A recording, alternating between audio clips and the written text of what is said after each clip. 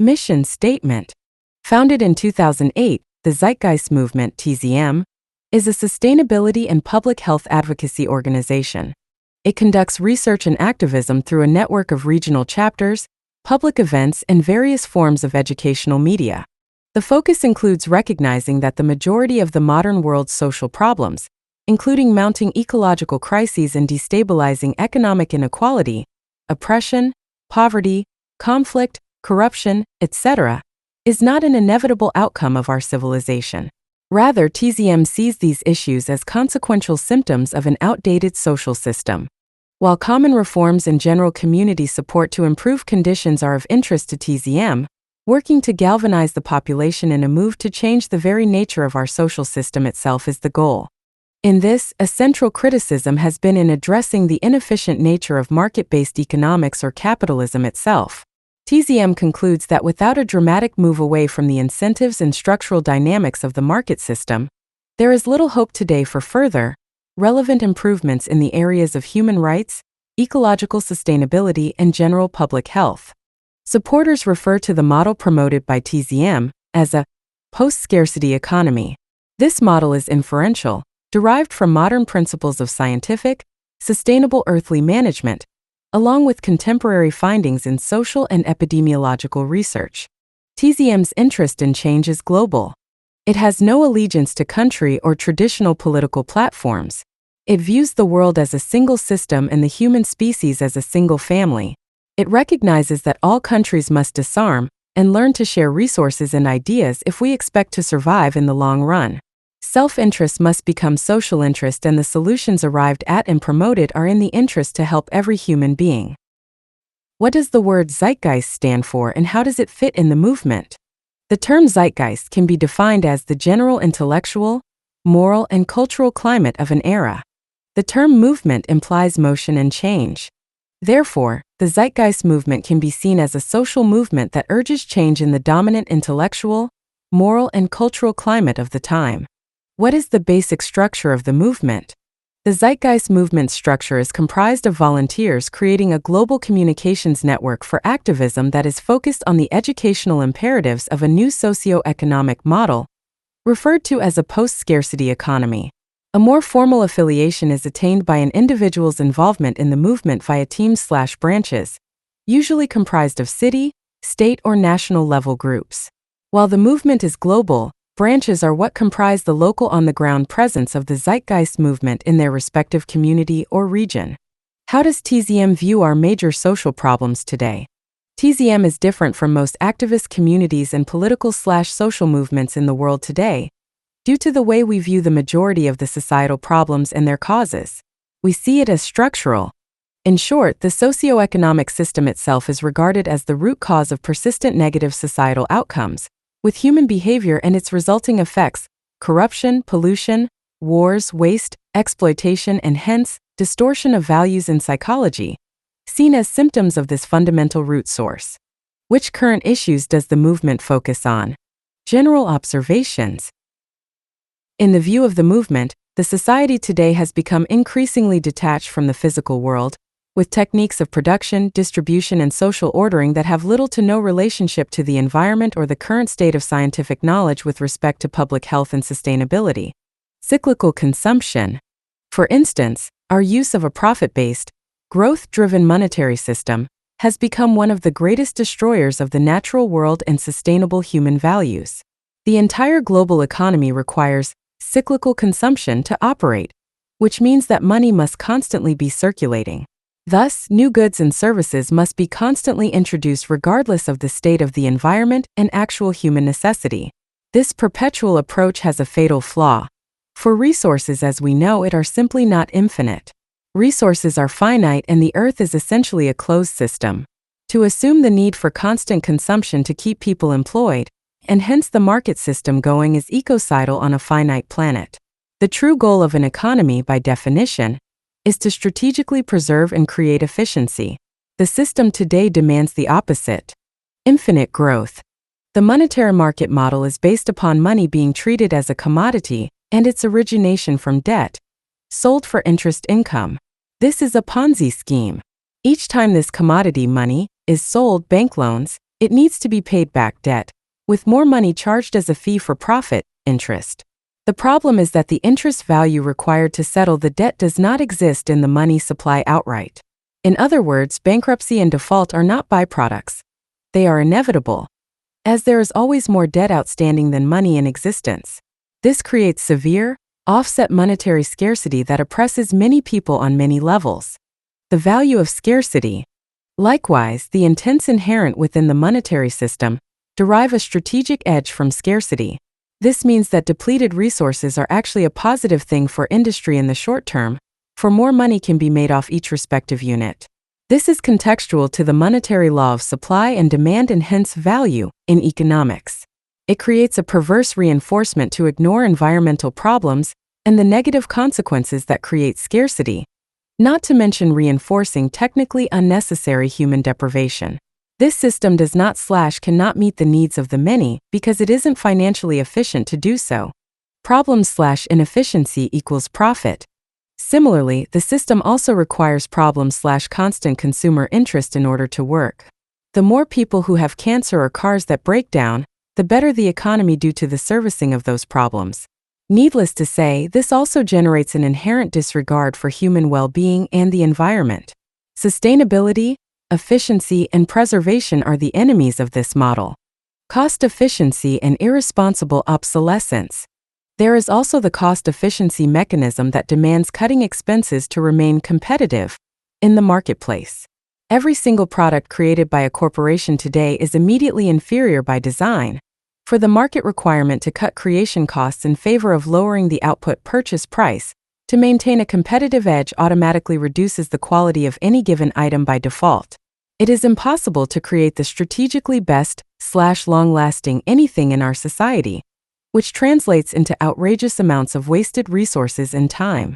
Likewise, this same mechanism is reinforcing the environmental disregard, depletion, and pollution that we see as a constant in the world today, among other issues. Waste and oppression of the human resource. As far as occupations today, we need to ask ourselves what the point is of a given focus and why it is necessary. The fact is, most jobs today are not directly related to the actual necessities of life.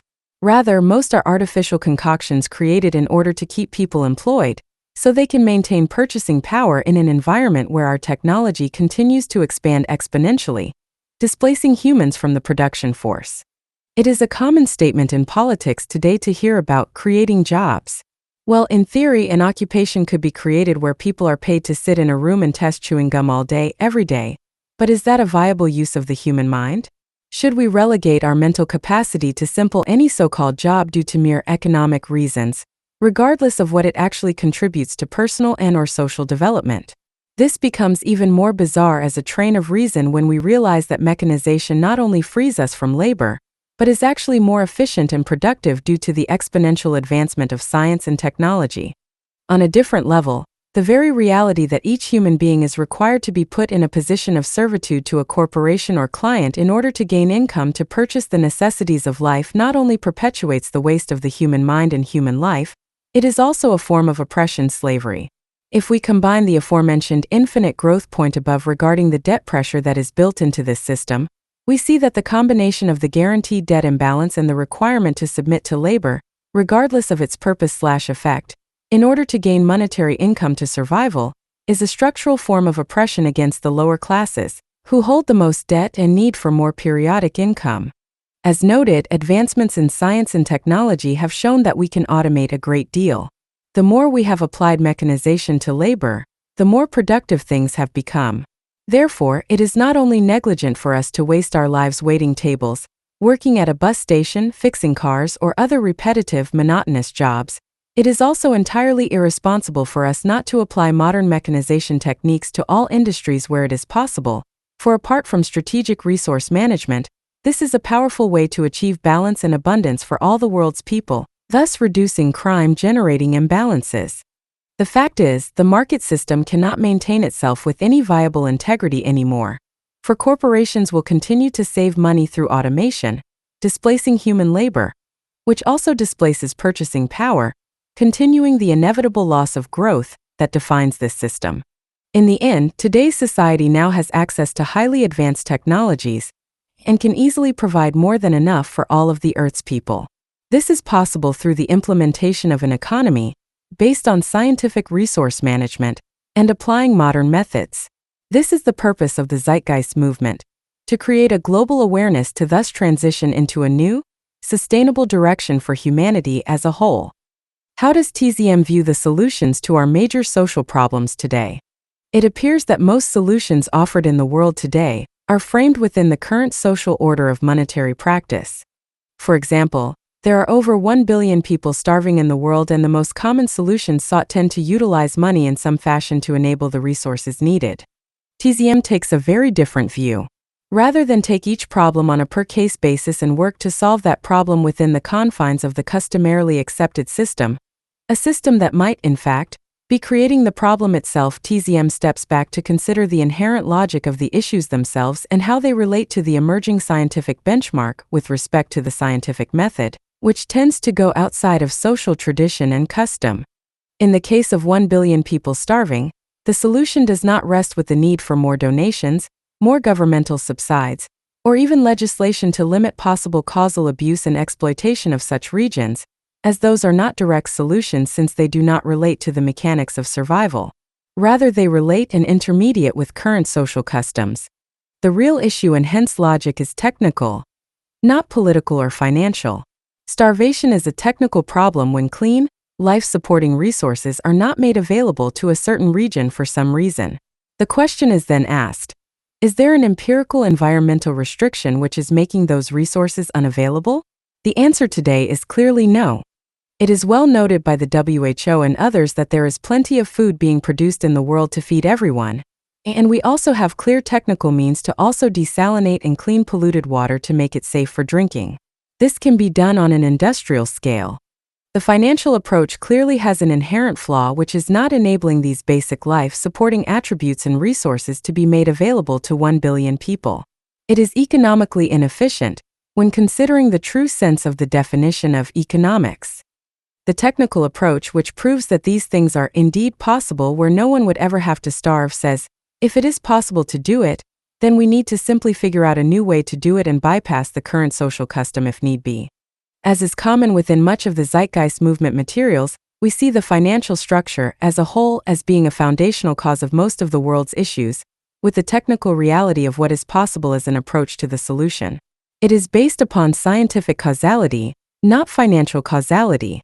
In a world of extreme advancement in information and mechanical technology, the great realization is that we can do much more than ever to meet the needs of the human population, along with generating a logic where most of the environmental and social issues we face today would be gone tomorrow if we simply applied our updated understandings now. How is the Zeitgeist movement organized? While you may find lecturers, chapter coordinators, or other notable members in TZM, all participation is voluntary, with supporters and advocates acting independently as individuals while adhering to a simple set of guidelines. The intention is to create an equally advanced level of understanding within each community, so that TZM advocates can take strides on their own. The chapter structure is viewed as holographic, meaning that the integrity and understanding of each regional group mirrors that of the other. In the view of the movement, there is nothing more powerful than a group of people who share an idea and can each logically deduce, in tandem, a sympathetic method of conduct worldwide. Who funds the Zeitgeist movement? The movement operates on a non-profit and volunteer basis, autonomously. Activists themselves donate personal resources or seek financial help on a per-project basis to accomplish local activism or cover the cost of materials, etc. However, if you would like to make donations to TZM, you can donate to your local branch. Some, like TZM Finland and TZM Iceland, have an associated NPO, non-profit org. What is Zeitgeist Day? Zeitgeist Day, or Z-Day for short, is a global annual event day which occurs in the middle of March each year. The goal is to increase public awareness of the Zeitgeist movement. The first official Z-Day took place in 2009. These events were well documented by news agencies across the world, including the New York Times in America. An archive list of those events can be found on the zdayglobal.org site. The 2010 Z-Day had 330 sympathetic events occur in over 70 countries worldwide. These events were also well documented by news agencies across the world, including the Huffington Post in America. A Zeitgeist Day event can take on many forms, ranging from a simple showing of DVD media to full lectures or interactive question-and-answer events with event organizers in various regions. What is the Zeitgeist Media Festival? Recognizing the power of art and media to help change the world, the Zeitgeist Media Festival is an annual worldwide arts festival that occurs late each summer. The idea is to engage the artistic community and their power to change its values. It proposes that needed changes in the structural/economic workings of society can only manifest in tandem with the personal/social transformation of values in each of us. While intellectual knowledge serves its role of showing the path, many in the world follow their feelings, not knowledge. The Zeitgeist Media Festival works to bridge those levels, while also illuminating a focus where improving the world is no longer considered a fringe or even dangerous pursuit, but rather the highest and most honorable level of personal/social integrity we have. The Zeitgeist Media Festival also globally works with local food drives to directly help the many homeless and suffering. Is the Zeitgeist movement related to Peter Joseph's film series? No. The Zeitgeist documentary series was the inspiration for the Zeitgeist movement, due to their popularity and overall message of seeking truth, peace, and sustainability in society. While the word Zeitgeist is associated with Peter Joseph's film series, Zeitgeist, the movie, Zeitgeist Addendum, and Zeitgeist Moving Forward, these films are personal artistic expressions of the filmmaker himself, with the call to found a global movement at the end of documentary Zeitgeist Addendum. How do I learn about TZM in detail? Aside from numerous global lectures that can be found online and via our YouTube channel, there is a 320-page book, TZM Defined, available for free in PDF form on this site. That is the most in-depth written work regarding the movement's train of thought. This work is also being sold at cost in paperback form, either from via Amazon or Bookpatch. How to connect to TZM's online voice chat? Discord? The Zeitgeist movement has a Discord server organized with many chat rooms to enable discussions and voice chats for the whole movement. Please download and install the Discord software, then go to link https://discord.gg/ukvwqz. About a post-scarcity economy. What are some of the central characteristics of the solution proposed? Automation of labor. As the trend of what appears to be an exponential increase in the evolution of information technology, robotics, and computerization continues, it is apparent that human labor is becoming more and more inefficient in regard to meeting the demands necessary for supporting the global population. From the beginning of the Industrial Revolution, we have seen an increasing trend toward technological unemployment, which is the phenomenon where humans are replaced by machines in the workforce. This trend, while debatable in regard to its ultimate long-term effect on employment, creates a propensity to displace the worker and hence the consumer, slowing consumption. That stated, this issue is actually overshadowed by a larger social imperative, that the use of machine labor mechanization is provably more efficient than human performance in virtually all sectors. For example, if one was to track the performance output of factory production within the U.S. steel industry for the past 200 years, we find that not only do less than 5% of the workforce now work in such factories, the efficiency and output capacities have increased substantially. The trend, in fact, now shows that employment is inverse to productivity. The more mechanization occurs, the more productive an industry becomes. Today, there are repetitive occupations which simply do not need to exist given the state of automation and computerization, cybernation. Not only would mechanization in these areas reduce the mundane burden and allow more free time for people, it also would, more importantly, increase productivity. Machines do not need breaks, vacations, sleep, etc. The use of mechanization on its own means to create many forms of abundance on this planet, from food to physical goods. However, to do this, the traditional labor system we have simply cannot exist. The reality is that our labor for income system is stifling progress in its requirement to keep people working, for the sake of economic stability. We are reaching a stage where the efficiency of automation is overriding and making obsolete the system of labor for income. This trend shows no sign of slowing, especially in regard to the now dominant service industry, which is increasingly being automated in the form of kiosks, robotics, and other forms. Likewise, due to phenomena related to Moore's law and the growing inexpense of computers and machines, it is likely that it is simply a matter of time before corporations simply can no longer rationalize keeping human labor anymore, as the automation systems will become too cheap. Of course, this is a paradoxical market phenomenon, called by some theorists as the contradiction of capitalism, for it is, in effect, removing the consumer laborer itself and hence reducing consumption.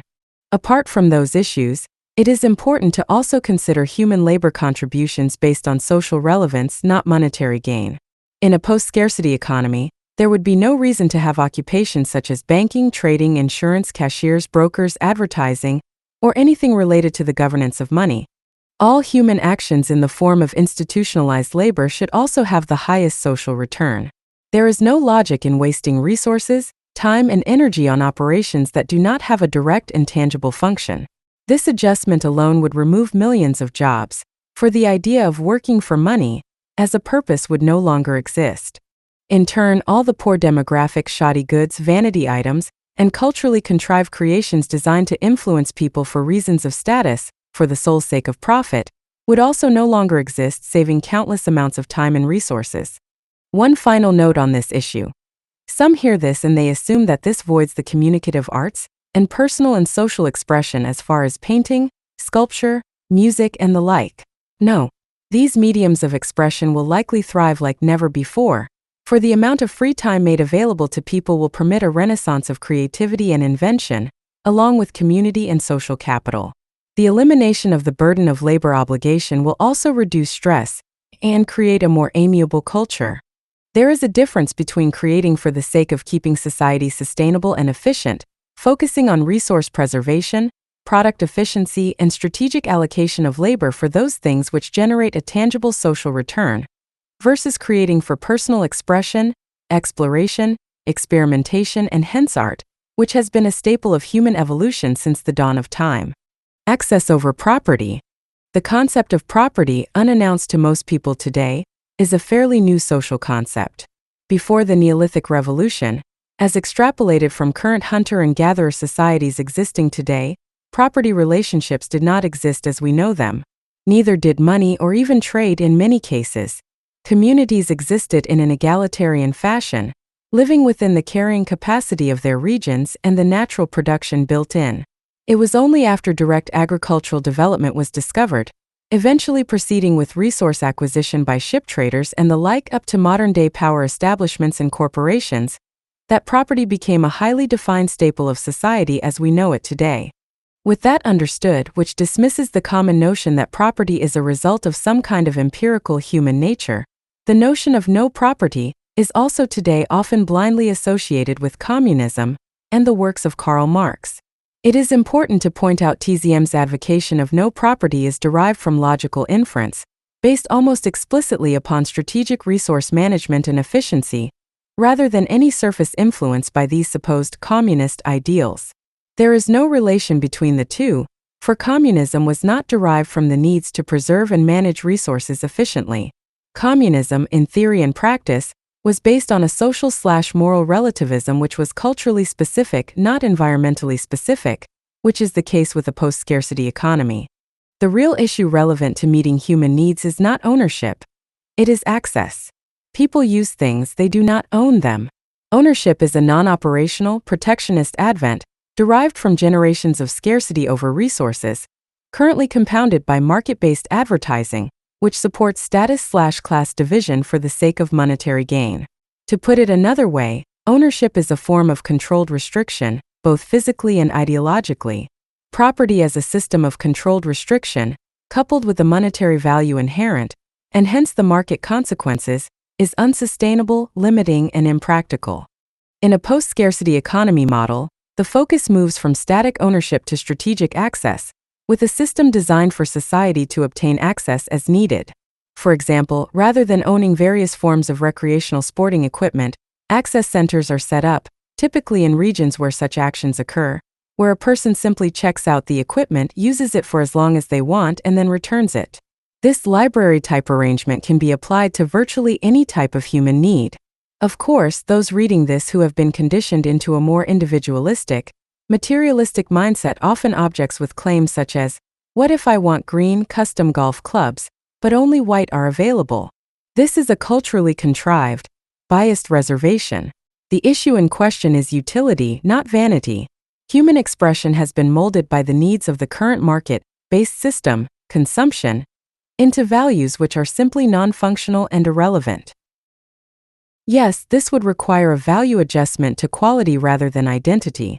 The fact is, even for those who object from the standpoint of their interest in personal identity, the overarching social ramifications of such an social approach will create benefits that will greatly overshadow any such arbitrary personal preference, creating new values to replace the outdated ones. These include a no property crime. In a world of access rather than ownership, and without money, there is no incentive to steal, for there is no resale value. You cannot steal something that no one owns, and you certainly couldn't sell it. B. Access abundance. It has been denoted that the average automobile sits in parking spaces for the majority of its lifespan, wasting space and time. Rather than having this wasteful consequence of the ownership system, one car could facilitate a large number of users in a given region, with only a fraction of the production/resources needed. C. Peak efficiency of production. Unlike today, where the market system must perpetuate inherently inferior products for the sake of economic turnover, we could actually design goods to last, using the best materials and processes strategically available. We no longer make cheap products to serve a poor demographic, which is the majority. This attribute alone will save cataclysmic amounts of resources, while also enabling a society to have access to goods and services that they would never have had in a world based on money, inherent obsolescence, and property.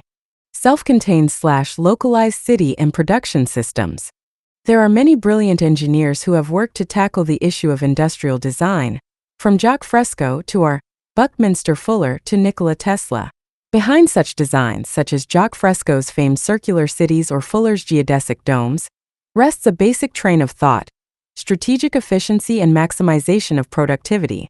For example, Fresco's circular city is constructed of a series of belts, each serving a social function such as energy production, research, recreation, living, etc.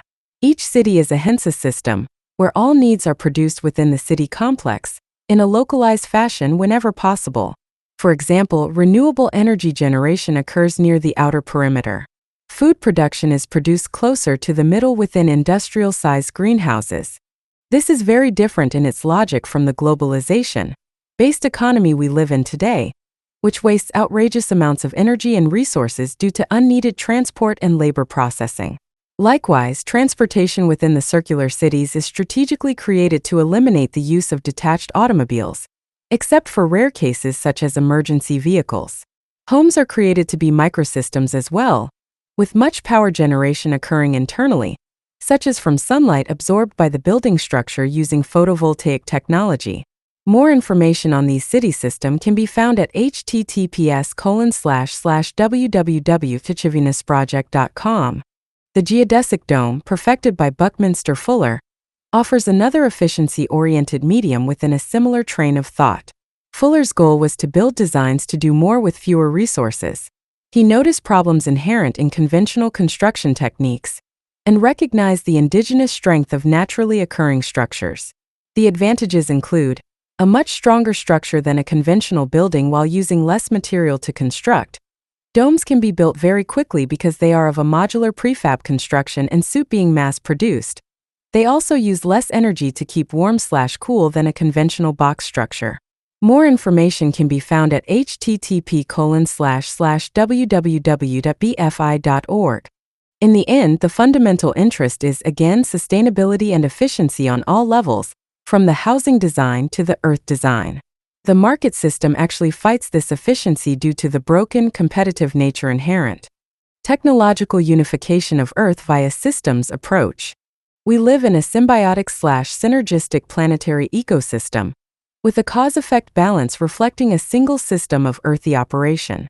Buckminster Fuller defined this well when he referred to the planet as Spaceship Earth. It is time we reflect this natural state of affairs in our societal affairs on this planet. The fact of the matter is that human societies, which are dispersed across the globe, require resources which are also ununiformly dispersed across the globe. Our current procedure for enabling resource distribution comes in the form of corporations which seek and claim ownership of our earthly resources, which they in turn sell to others in the name of profit. The problems inherent in this practice are numerous, again due to the self-interest-based disposition inherent in selling anything for personal gain, as denoted above.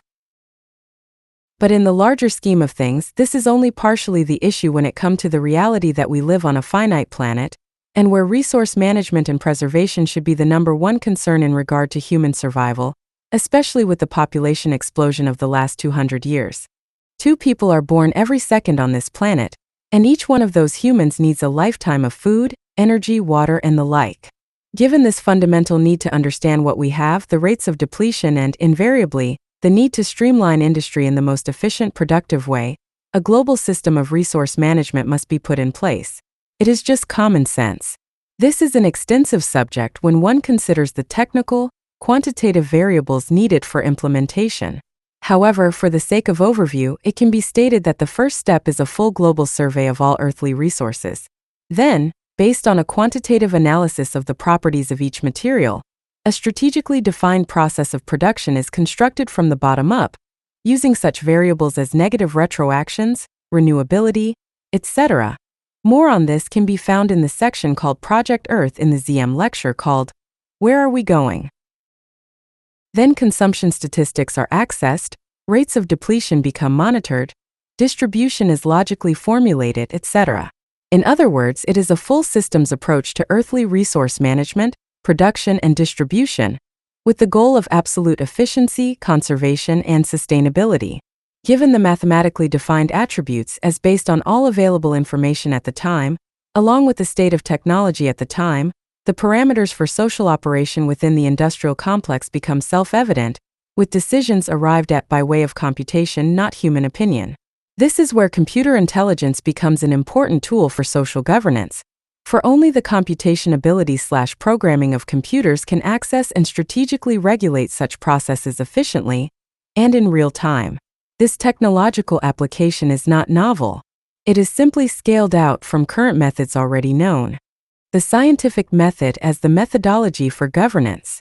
The application of the scientific method for social concern is an oft-repeated mantra for the basis of social operation in a post-scarcity economy model. While the obviousness of this in regard to industry is simple enough to understand, it is important to also realize its value in regard to human behavior. Science, historically speaking, has often been derailed as a cold, restrictive discipline, reserved for the sake of mere technology and invention. Little regard seems to be currently given to its use in the understanding of human behavior. Superstitious thought, which has been powerfully dominant in human evolution, has worked on the basis that the human being was somehow detached from the physical world. We have souls, spirits, we are divine. We are related/guided by an all-seeing, all-knowing, controlling God, etc. Conversely, yet oddly similar, there is an argument that humans have free will in their decisions and that we have the open ability to choose our actions, absent of the influence of our environment or even education. Now, while the vastness of the prior two statements and many reading those could find numerous cultural arguments to claim the contrary, this doesn't change the basic reality that we humans have historically liked to think that we are special and unique from the rest of the organisms and natural phenomena around us. However, as time has gone on, it has become increasingly obvious that we are not special, and that there is no such thing as special in the natural world, for everything is special based on the uniqueness of all organisms. There is no reason to assume the human being is any more important or intrinsically different or special than a mole, a tree, an ant, a leaf, or a cancer cell. This isn't New Age rhetoric. It is fundamental logic. We are physical phenomena, nothing more or less. We are greatly influenced by our culture, and our values and behaviors can only mostly be a result of our conditioning, as external phenomena interacts with our genetic predispositions. For example, we have a notion called talent, which is another word for a genetic predisposition to a given behavior, or set of behaviors. A piano prodigy might have an inherent ability that enables them to learn more quickly and perform in a more acute way than another, who has spent the same time in practice, but doesn't have the genetic predisposition. Be that as it may, that talented person still had to learn what a piano was and how to play it. In other words, genes are not autonomous initiators of commands. It takes an environmental trigger to allow for the propensity to materialize. At any rate, it is not the point of this article to expand on the argument of nature and nurture. The point is that we have proven to be scientifically defined and a product of a traceable causality, and it is this understanding that can allow us to slow and even stop the aberrant or criminal behavior we see in society today, such as abuse, murder, theft, and the like. The logic, once the effects of human conditioning are understood, is to remove the environmental attributes which are enabling the reactions. Just as an abused dog who has been starved for a week might have a knee-jerk reaction to react very violently to an otherwise innocuous passerby, we humans have the same behavior dynamic. If you don't want people to steal food, do not deprive them of it. It has been found that prisons are now generating more violence than they are curbing. If you teach a child to be a hateful racist, then he will carry those values into the rest of his life very often. Human values and hence human behavior are shaped by the environment in a cause and effect-based way, no different than a leaf being blown by the wind. In a post-scarcity economy model, the central focus in regard to removing aberrant human actions is not to punish them, but to find the reasons for their offensive actions and work to eliminate them. Humans are products of their environment, and personal/social reform is a scientific process. Moving away from money and markets. Market theory assumes a number of things which have proven to either be false, marginally beneficial, or outright socially detrimental. The core problems to consider are the following. The need for infinite growth, which is mathematically unsustainable and ecologically detrimental. The entire basis of the market system is not the intelligent management of our mostly finite resources on this planet, but rather the perpetual extraction and consumption of them for the sake of profit and economic growth. In order to keep people employed, people must constantly consume, regardless of the state of affairs within the environment, and often regardless of product utility. This is the absolute reverse of what a sustainable practice would require, which is the strategic preservation and efficient use of resources. B. A corruption-generating incentive system.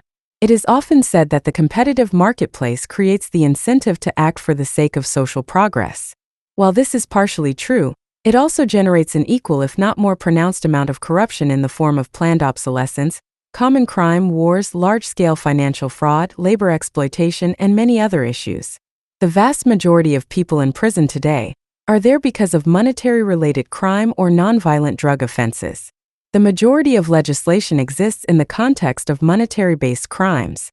Also, if one was to critically examine history and peer into the documented biographies/mentalities of the greatest scientists and inventors of our time, such as Tesla, Einstein, Bell, the Wright brothers, and many others, it is found that they did not find their motivation in the prospect of monetary gain. The interest to make money must not be confused with the interest to create socially beneficial products, and very often they are even at odds. C. A disjunct, inefficient industrial complex which wastes tremendous amount of resources and energy. In the world today, with the advent of globalization, it has become more profitable to import and export both labor and goods across the globe rather than to produce locally. We import bananas from Ecuador to the US and bottled water from Fuji, Japan, while Western companies will go to the deprived third world to exploit cheap labor, etc. Likewise, the process of extraction to component generation to assembly to distribution of a given good might cross through multiple countries for a single final product, simply due to labor and production costs/property costs. This cost efficiency generates extreme technical inefficiency and is only justifiable within the market system for the sake of saving money. In a post-scarcity economy model, the focus is maximum technical efficiency. The production process is not dispersed but made as centralized and fluid as possible, with elements moving the very least amount, saving what would be tremendous amounts of energy and labor as compared to methods today. Food is grown locally whenever possible, which is most of the time given the flexibility of indoor agriculture technology today, while all extraction, production, and distribution is logically organized to use as little labor/transport/space as possible while producing the strategically best possible goods. See more below. In other words, the system is planned to maximize efficiently and minimize waste. D. A propensity for establishments. Very simply, established corporate/financial orders have a built-in tendency to stop new, socially positive advents from coming to fruition if there is a foreshadowed loss of market share, profit, and hence power. It is important to consider the basic nature of a corporation and its inherent need for self-perpetuation. If a person starts a company, hires employees, creates a market, and becomes profitable, what has thus been created, in part, is the means for survival for a group of people. Since each person in that group typically becomes dependent on that organization for income, a natural protectionist propensity is created, whereas anything that threatens the institution thus threatens the well-being of the group/individual. This is the fabric of a competition mindset. While people think of free market competition as a battle between two or more companies in a given industry, they often miss the other level, the competition against new advents which would make them obsolete outright. The best way to expand on this point is to simply give an example, such as the US government and big oil collusion to limit the expansion of the fully electric car (EV) in the US. This issue was well presented and sourced in the documentary called Who Killed the Electric Car? The bottom line here is that the need to preserve an established order for the sake of the well-being of those on the payroll leads to an inherent tendency to stifle progress. A new technology which can make a prior technology obsolete will be met with resistance unless there is a way for the market system to absorb it in a slow fashion, allowing for a transition for the corporations, i.e. the perpetuation of hybrid cars in the US, as opposed to the fully electric ones which could exist now in abundance. There is also a large amount of evidence that the FDA has engaged in favoritism/collusion with pharmaceutical companies to limit/stop the availability of advanced progressive drugs, which would void existing/profitable ones. In a post-scarcity economy model, there is nothing to hold back developmental/implementation of anything. If safe and useful, it would immediately be implemented into society, with no monetary institution to thwart the change due to their self-preserving monetary nature.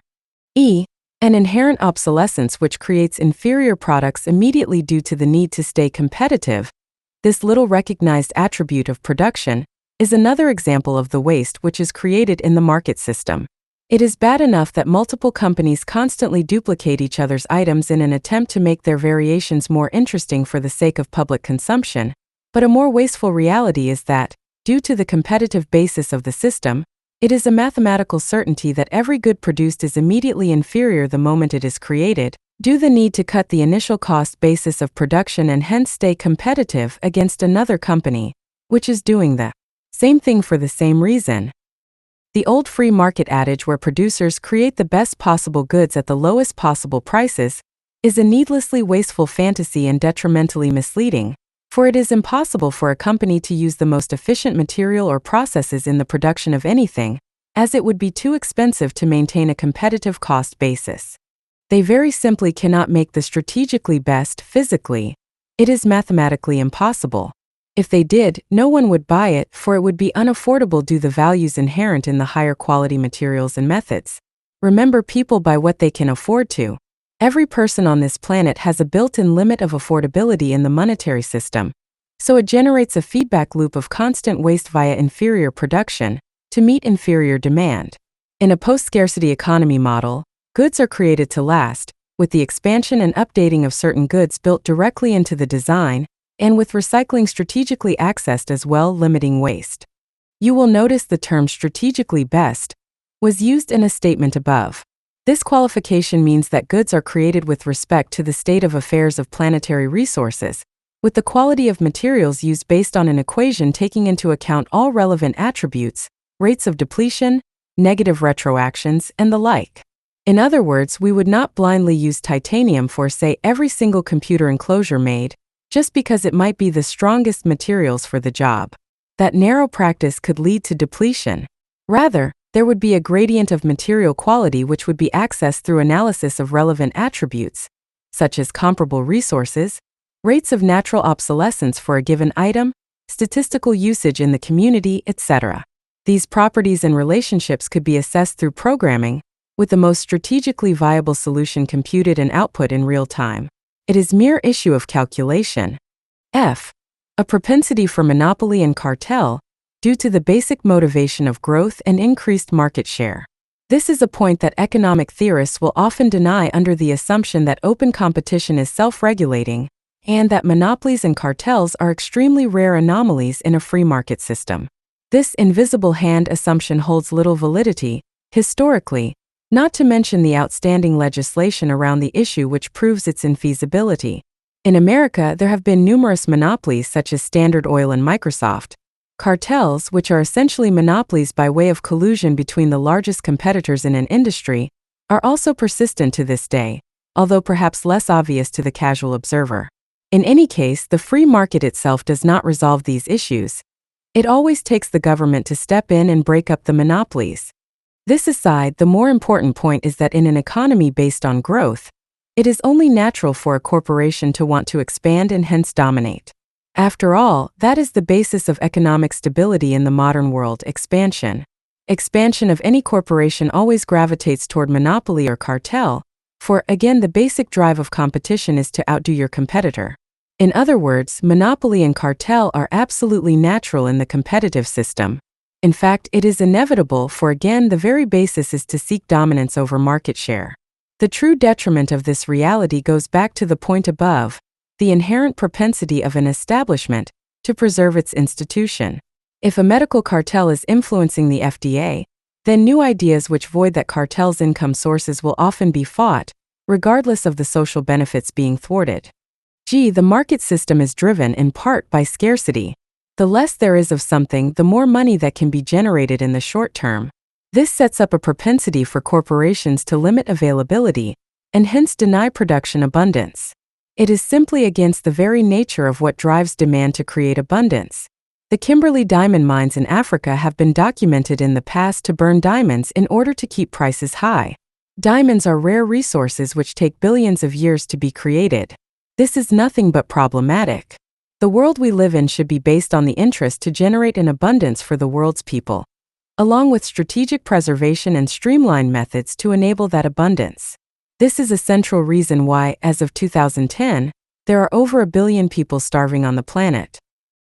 It has nothing to do with an inability to produce food, and everything having to do with an inherent need to create/preserve scarcity for the sake of short-term profits. Abundance, efficiency, and sustainability are, very simply, the enemies of profit. This scarcity logic also applies to the quality of goods. The idea of creating something that could last, say, a lifetime with little repair, is anathema to the market system, for it reduces consumption rates, which slows growth and creates systemic repercussions, loss of jobs, etc. The scarcity attribute of the market system is nothing but detrimental for these reasons.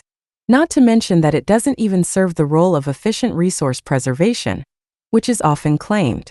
While supply and demand dictates that the less there is of something, the more it will be valued, and hence the increased value will limit consumption, reducing the possibility of running out. The incentive to create scarcity, coupled with the inherent short-term reward which results from scarcity-driven base prices, nullifies the idea that this enables strategic preservation. We will likely never run out of oil in the current market system. Rather, the prices will become so high that no one can afford it, while those corporations who own the remaining oil will make a great deal of money off of the scarcity, regardless of the long-term social ramifications. In other words, remaining scarce resources, existing in such high economic value that it limits their consumption, is not to be confused with preservation that is functional and strategic. True strategic preservation can only come from the direct management of the resource in question in regard to the most efficient technical applications of the resource in industry itself, not arbitrary surface price relationships, absent of rational allocation. The Zeitgeist movement. Understandings. Part 1 about. The Zeitgeist movement is not a political movement. It does not recognize nations, governments, races, religions, creeds, or class. Our understandings conclude that these are false, outdated distinctions which are far from positive factors for true collective human growth and potential. Their basis is in power division and stratification, not unity and equality, which is our goal. While it is important to understand that everything in life is a natural progression, we must also acknowledge the reality that the human species has the ability to drastically slow and paralyze progress through social structures which are out of date, dogmatic, and hence out of line with nature itself. The world you see today, full of war, corruption, elitism, pollution, poverty, epidemic disease, Human rights abuses, inequality, and crime is the result of this paralysis. This movement is about awareness, an avocation of a fluid evolutionary progress, both personal, social, technological, and spiritual. It recognizes that the human species is on a natural path for unification, derived from a communal acknowledgement of fundamental and near-empirical understandings of how nature works, and how we as humans fit into / are a part of this universal unfolding we call life. While this path does exist, it is unfortunately hindered and not recognized by the great majority of humans, who continue to perpetuate outdated and hence degenerative modes of conduct and association. It is this intellectual irrelevancy which the Zeitgeist movement hopes to overcome through education and social action. The goal is to revise our world society in accord with present-day knowledge on all levels, not only creating awareness of social and technological possibilities many have been conditioned to think impossible or against human nature, but also to provide a means to overcome those elements in society which perpetuate these outdated systems.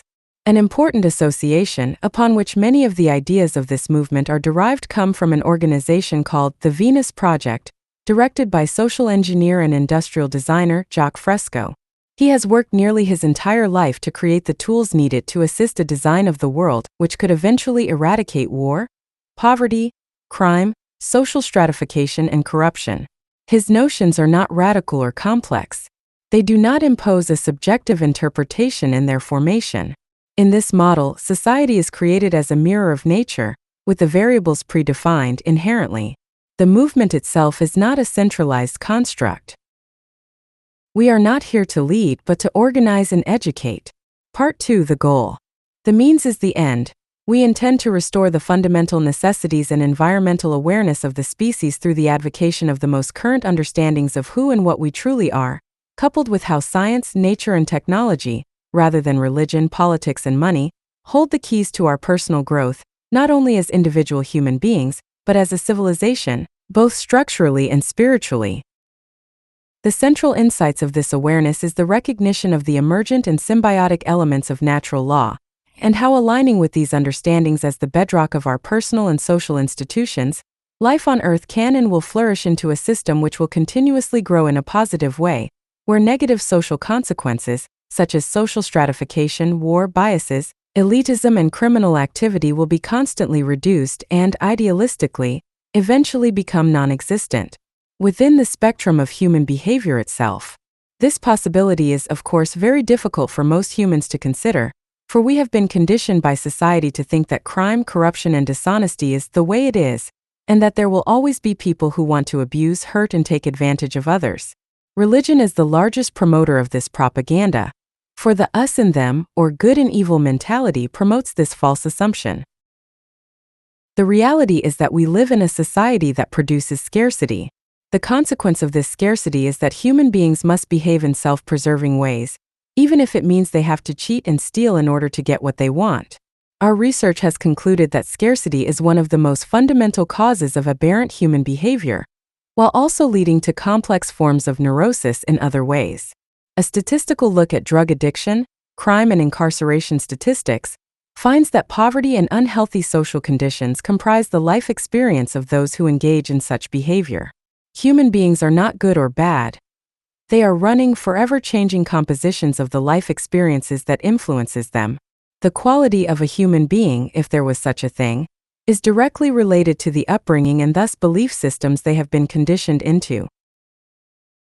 This simple reality has been grossly overlooked, and today people primitively think that competition, greed, and corruption are hardwired elements of human behavior, and in turn, we must have prisons, police, and hence a hierarchy of differential control in order for society to deal with these tendencies.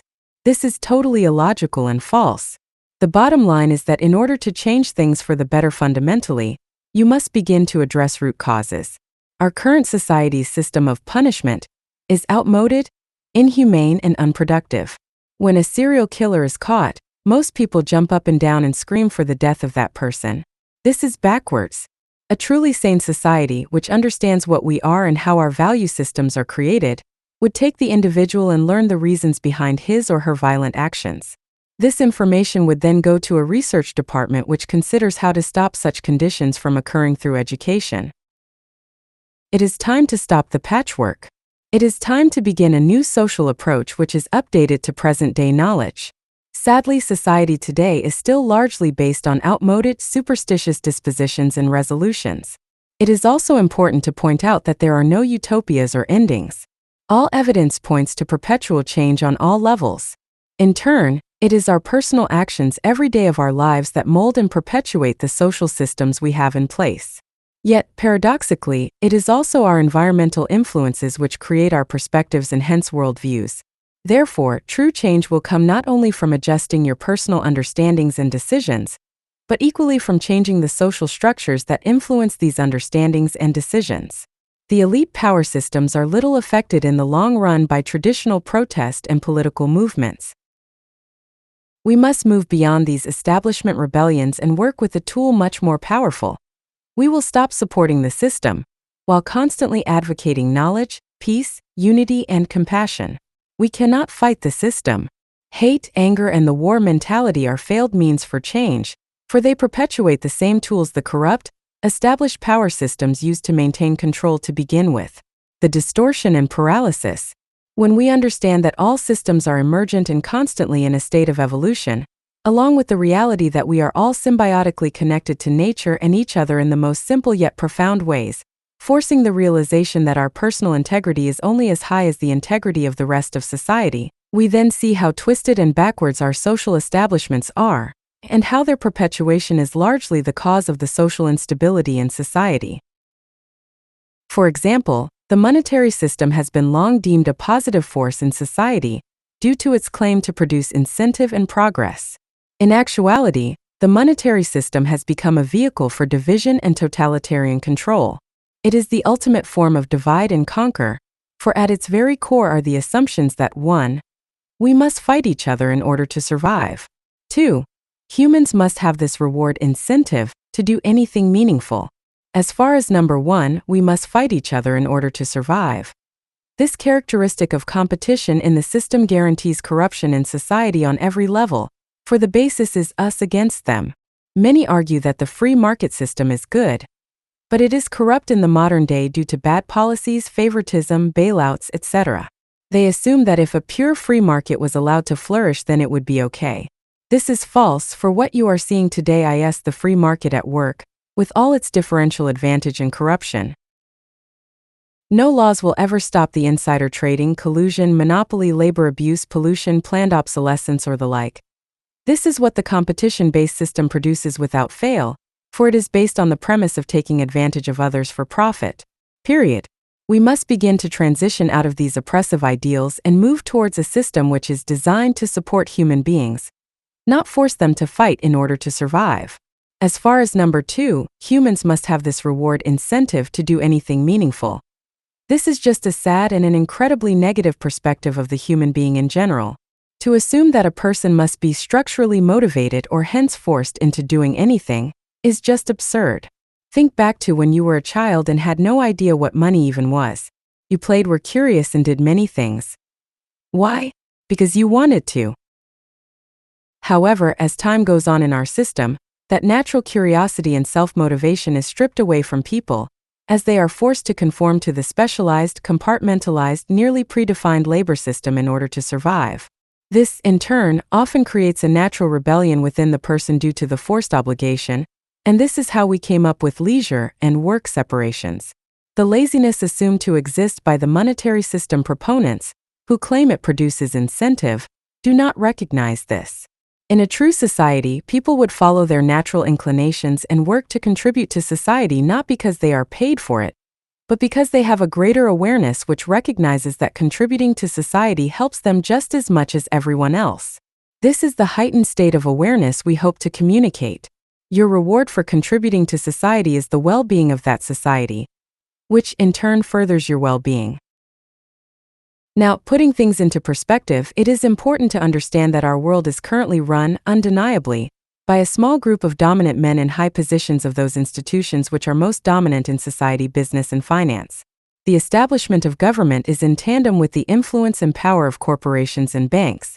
The lifeblood is money, which is, in fact, an illusion that now has little relevance to society, and serves as a tool for manipulation and division along a kind of social organization that guarantees elitism, crime, war, and social stratification. Simultaneously, individuals are taught that being correct is what creates their value as human beings. This state of being correct is directly related to the prevailing values of society itself. Therefore, those who accept and support the social system's views are considered normal, while those who disagree are considered abnormal or even subversive.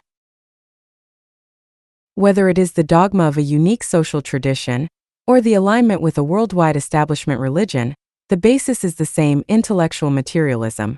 As we realize that knowledge and hence our institutions are always evolving, we see that any belief system which claims to know anything without allowing for dispute is a failed perspective. Religion, with its foundation in faith, is the king of this distortion, as it claims to know something definitively about the most complex and elusive origins of humankind, and this simply is not possible in an emergent universe. That being said, it is then realized that equally as dangerous as the establishment power structures are the people who have been conditioned to completely accept the static understandings put forth by these systems, therefore becoming self-appointed guardians of the status quo. This applies to every system, especially political, financial, and religious systems. Since people's identities become associated with the doctrines of a country, religion, or business ethic, it often becomes very difficult for a person to change, for his or her identity has become combined with the ideologies which have been imposed upon them. Therefore, they perpetuate the doctrine of the institution, simply to maintain their personal integrity as they see it. We must break this cycle, for it paralyzes our growth not only as individuals, but as a society. The truth in transition. Once we understand that the integrity of our personal existences are directly related to the integrity of the earth, life, and all other human beings, we then have our path predefined for us. In turn, once we realize that it is science, technology, and hence human creativity which creates progress in our lives, we are then able to recognize what our true priorities are for social and personal growth and progress. These points denoted, we can then see that religion, politics, and the money/competition-based labor system are outdated modes of social operation, which must now be addressed and outgrown. Our avocation is to achieve a social system which operates without money or politics, while allowing superstition to work itself out as education flourishes. It isn't the right of any person to tell another what to believe, for no human has a full understanding of anything. However, if we pay attention to the natural processes of life, we then see how we can align with nature, and thus our path becomes more clear. For example, many people are worried about population growth on the planet, while very spooky comments by despotic figures like Henry Kissinger claim that some kind of reduction is needed. This is of course very scary. However, the real question remains, is population growth really that bad? The answer is that from a scientific perspective, the Earth can handle many times more people if need be, once high technology is harnessed. 70% of our planet is water, and cities in the sea, one of many projects by Jacques Fresco, are the next step.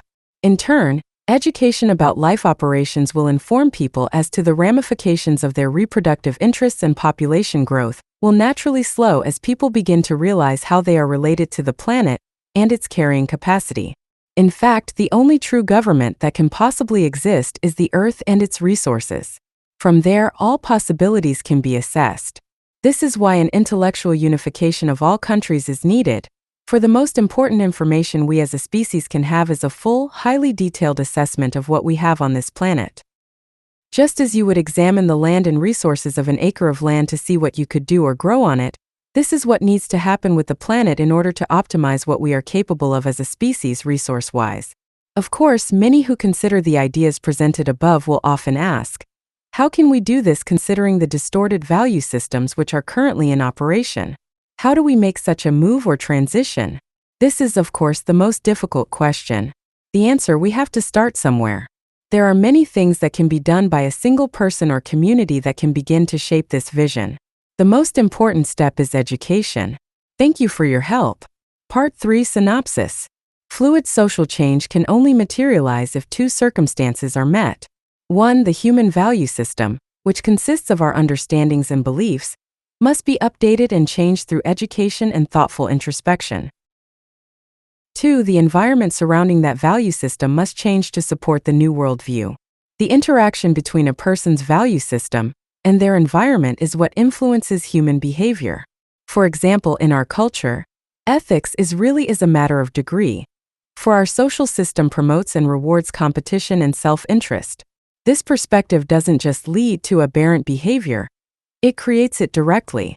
Corruption is the norm in our society, and most people do not see this, for since the society supports this behavior, it is considered right and normal, or as a matter of degree.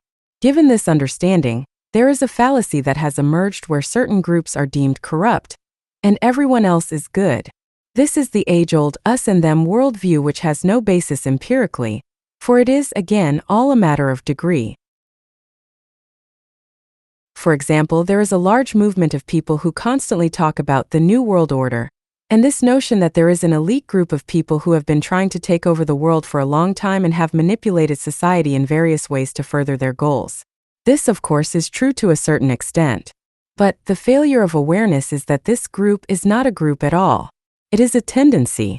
If you took out all the people at the top who are engaged in global hegemonic rule, it would simply be a matter of time before another group stepped in to seek the same ambition. Therefore, it isn't the individual people or groups that are the problem. It is actually the conditions upon which those people have been accustomed and indoctrinated by. Of course, many argue against this view with the escapist notion that it is human nature that causes this competition and need for dominance. This is unsupported by the facts. In reality, we are nearly clean slates when we are born, and it is our environment that shapes who we are and how we behave. Therefore, in order for true change to occur, we must spend less time battling the products of this sick social structure and more time trying to change the root causes. As difficult and daunting as it may be to think this way, it is the only way our world will change for the better. We can continue to stomp on the ants coming out from under the refrigerator, but until we remove the spoiled food behind it, they are just going to keep coming. Part 4. Psychology. Psychology is often defined as the science that deals with mental processes and behavior. In the modern day, there are basically two prevailing schools of thought: geneticists and behaviorists, the old notion of nature versus nurture. The geneticists are inclined to think that human behavior is derived from heredity and instinct. Often on the news, reports detail how some study claims to find the genetic predisposition to being Republican or smoking cigarettes. This supports the worldview that we are hardwired in some way, and that even subtle nuances of behavior, such as an inclination for addiction, is genetic or instinctual in some way. The behaviorists, on the other hand, see the human being as a product of conditioning, as based on the environmental exposure of that person. Therefore, the actions of a person have a source that is derived from experience or a triggered train of thought, brought on by a learned understanding. The mechanism of action/belief therefore is sourced in learning, not heredity or instinct. Which is more relevant? Obviously, both views are relevant in certain ways. Our interest in surviving and reproducing is imprinted/genetic in some way, as it is directly associated with fundamental survival. However, the means by which survival is obtained is entirely based on the social conditioning of that person. If a person grows up in a scarce, poverty-stricken environment with limited access to employment, they will have more of a propensity to engage in illegal activity to survive. More so than, say, a middle-class person who has basic needs met. On the other side of the spectrum, if a person with great wealth has grown up in an elitist family, and is thus conditioned into thinking that his or her wealth/class serves as a status symbol, they might often exploit those who work for them or perform illegal activities to conform to the identity and social arrogance they think is real. The bottom line is that it is environmental conditioning that really affects 99% of our actions, and all diligent behavior studies have proven this time and time again.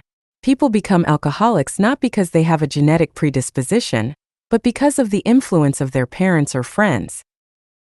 If you abuse a child, very often they grow up to abuse other children. When the mass media promotes a certain idea in society, such as terrorism, the public is conditioned into believing this is true and a real threat, regardless of reality. The fact is, we are emergent, vulnerable organisms and always undergoing influence, conditioning, and change to a certain degree. That degree is largely influenced by the social/ideological identifications which many have been conditioned to think are immutable. This particular state of awareness is where paralysis comes in, For there is nothing in nature to support the conclusion that anything we think about today will not be outdated in the future, for one of the few patterns we can stand behind with a certain degree of confidence so far is the reality that all elements of nature are emergent. The identification with a set understandings for the sake of one's integrity is a serious distortion in our world, for it is considered a weakness when a person is proven wrong. This is, of course, absurd, for to be proven wrong is how most learn, and it should not be a feared circumstance. Fritz Perls once said that the human species is the only species that has the ability to interfere with their own growth. This is an important understanding, for our belief systems, which we think we must keep to support our identities, often stand in the way of new, changing understandings and personal growth. The most dominant institutions which perpetuate this paralysis seem to be theistic religion and the monetary system. Theistic religion promotes a fixed worldview, with a faith-based understanding that rejects logic and new information. The monetary system in all countries is based on competition for labor, and thus labor for money. Very simply, the competitive edge can only be sustained through self-perpetuation, and self-perpetuation/self-interest naturally leads to a static institution which prefers not to change, for it threatens the survival of that business, government, or the like. This is unsustainable. Part 5. Sociology. Sociology is often defined as the study of society, human social interaction. This field considers social structures, both cognitive and material. An example of a cognitive social structure is the established institution of religion, and how its operation affects the collective awareness. For instance, pro-life Christians share a disposition that human life is a separate element of nature, and that killing an unborn fetus is wrong. Concurrently, the competition-based monetary system has proponents putting forth ideas such as how competition is the most productive social state that humans can engage in. Material social structures, on the other hand, are very obvious, and they exist in the form of corporations and governments, each having a strong influence on society. Of course, all material social structures bleed over into the cognitive realm, for they always have an ideology behind them. Now, a common sociological issue has to do with human nature and its effect in a collective sense. For instance, most people have been taught that human beings are naturally competitive with each other, along with the assumption that social stratification or hierarchy is also a natural human tendency. This is a fallacy. If you look to, say, a pack of lions, you will see social hierarchy and violent competition for food in most cases.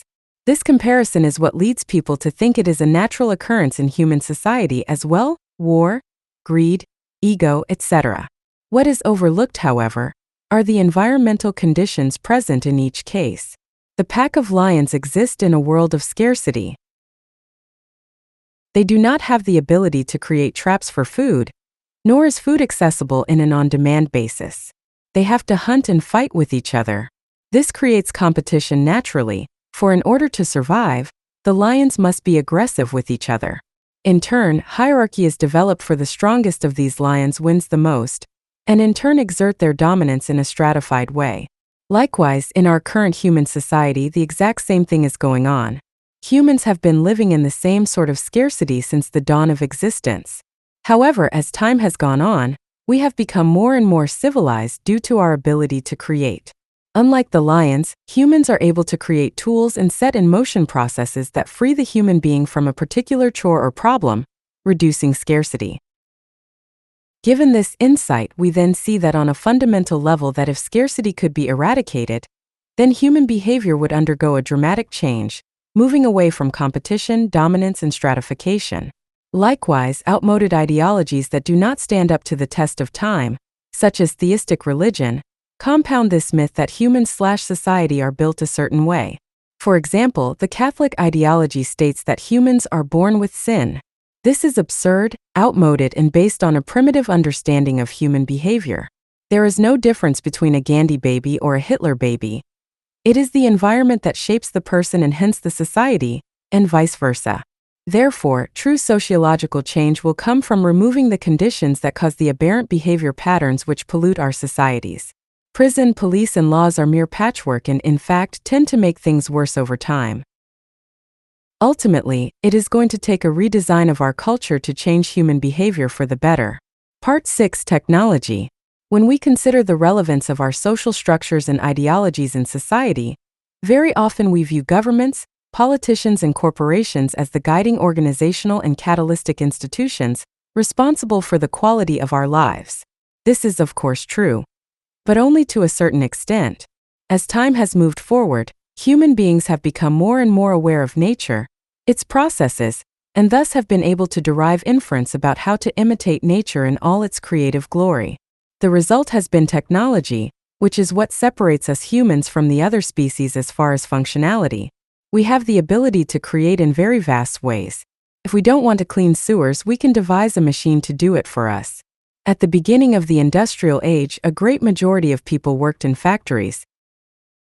Today, automation comprises 90% of nearly all factories. This has displaced humans and created a large artificial service industry in order to keep humans in employment for money. This pattern is very revealing. The implication is that machine automation is constantly challenging the role of general human labor. This doesn't mean that humans will have nothing to do as time moves on. Quite the contrary. This implication denotes the freeing of humanity from jobs which humans do not care to engage in, so they will have time to pursue what they choose to. As an aside, it is important to point out that society today assumes a very negative posture towards humanity, retaining the belief that if human beings were not required to do something, they would just sit around, be lazy, and do nothing. This is absurd propaganda. The notion of leisure is a monetary invention, created because of the oppressive, fascist basis of the employment institution itself. Laziness is, in fact, a form of rejection of the system. It is a quality that only exists due to the oppression and required servitude. In a true society, there would be no such thing as the separation of work and leisure, for humans should be allowed to pursue whatever they feel is relevant. To put it a different way, consider the curiosity and interest of a child. He or she doesn't even know what money is. Do they need to be motivated by money to go out and explore/create? No. They have a personal interest and they pursue it without reward. In fact, the greatest contributors to our society, such as Einstein, Newton, or Galileo, pursued what they did without any regard to money. They did it because they wanted to. The act of doing and contributing was their reward. The point here is that money is not a true incentive for anything, and to think as such is to assume that humans are inherently lazy and corrupt. Laziness and corruption are products of the conditioning our social system creates. Now, coming back to technology, we find that our quality of life as far as functionality has been increased greatly by the benefits of the technological tools we create. From a lawnmower to a pacemaker, technology saves lives and decreases the amount of time we need to spend on mundane, difficult, or dangerous activities. In fact, if one steps back far enough, it becomes clear that technological development is the most important institution we have, and the pursuit of socially helpful technology, not weapons, should be the highest priority of the culture. At the same time, technological development is brought about by a particular train of thought or process. This could be called the scientific method. Carl Sagan was once quoted as saying something to the effect of society welcomes the gifts of science, but rejects its methods. This is very true in the modern age. For what the public fails to understand is that science is not just a tool. It is a near universal functionality which can be applied to society in ways many would not think about. It seems obvious that technology improves our lives and serves as the greatest liberator of human life in the material realm. So why aren't its methods applied to society as a whole? Obviously, the scientific method is used constantly for isolated systems, but it has never been truly considered in the broadest ways. This is largely due to age-old superstitions which battle the logic of science in favor of a dogmatic, outdated, and highly romanticized worldview. If we had the option to rebuild a society from scratch, how would we do it to make it the most efficient, sustainable, and humane? This is our perspective. Obviously, we cannot build a society from scratch, but the point is clear. It is time we stop thinking about monetary concerns and limitations, and begin to think about the possibilities we have here on Earth in the broadest sense. It is this interest that has created the concept of a resource-based economy. The Venus Project has been working on this concept for a long time, and its foundation is very simple. We survey, preserve, and maximize our use of planetary resources in conjunction with open information and technological development. In this view, little is left to subjective interpretation, for it is a scientifically derived strategy for social construction at the very core. From there, the scientific parameters work themselves out as far as possibilities. Part 7. Sustainability. When we think of sustainability, often we think of durability, longevity, and environmental respect. In general, a sustainable practice is a practice that takes the health of the future into consideration. However, this idea isn't just reserved for the physical material world. It also applies to thought, belief, human conduct, and society as a whole. An unsustainable practice is one that has an unbalanced negative effect, which through time will adversely affect a person, society, and/or the environment. A classic case is our current use of oil as a medium of energy. This could be considered unsustainable due to the fact that oil is largely unrenewable, and when burned, is damaging to the environment. Any practice that causes an irreversible resource depletion or long-term environmental pollution is an unsustainable practice. Likewise, if a particular company outputs large amounts of waste byproducts during production, polluting the environment, this would be considered an unsustainable practice as well, regardless of what they are producing. Similarly, if materials or knowledge used in the production of a particular kind of product are not of the highest known quality, very often the integrity of that product is compromised inherently, leading to the eventual creation of more waste when that product fails or becomes obsolete. Given our current system of profit, most everything that is produced is done so with a built-in weakness due to the need to compete for market share. In other words, if two companies are each competing to create a certain item, both will need to be strategic in the materials and designs they use, very often compromising quality for the sake of affordability. The result is a product which breaks down much faster than a product which was given the greatest care and highest quality component materials.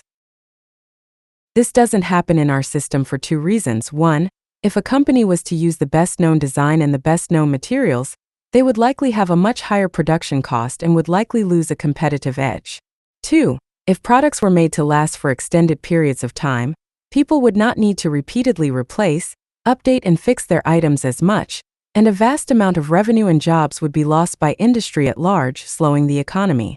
This is, of course, unsustainable by definition, for the inherent inefficiency of the economic system eventually creates unnecessary multiplicities, waste, and pollution. And this leads us to unsustainable ideologies. An unsustainable ideology is one that inherently leads a person or group to unsustainable practices. For instance, the reason a production plant might use poor materials to create unsustainable products, while also outputting a disproportionate amount of waste, is really the result of a larger force known as the monetary or profit system. In a profit system, there is no reward for sustainability, for the system is built upon competition and regeneration. In such a circumstance, sustainability is always second to profit, for the survival of a company is based on profit, and profit is partly based on reducing costs and expanding income. Therefore, the unsustainable practices that exist in all industries are the result of an underlying flaw in the ideological economic structure itself. In theory, most would agree that having an abundance of resources, along with products that are made of the most endurable materials for maximum sustainability and efficiency, is a good thing. However, these notions are not rewarded in our current world monetary system. What is rewarded is scarcity. Scarcity and planned obsolescence are rewarded in the short term, for it creates a turnover of profit while also making more jobs. Sadly, this short-term reward is at the cost of long-term destruction. The free enterprise system, along with all other subgroups, such as communism, socialism, and fascism, is an unsustainable ideology, for it has built into it a propensity for environmental and social abuse. To put it more clearly, a world that is in competition with itself for labor, resources, and survival is an unsustainable system inherently, for it lacks an external conscience. So then, what is unsustainable ideology? While this question will always bring new answers as human evolution continues, in the present day we have a concept called the scientific method. Very simply, the scientific method is a process of investigation which, though the most modern methods of learning, measurement, testing, and experimentation, works to demonstrate the validity of a particular understanding or possible resolution to a particular problem. An example would be a problem with a car. If your car doesn't start, you would begin a train of thought based on logic to find the source of the problem.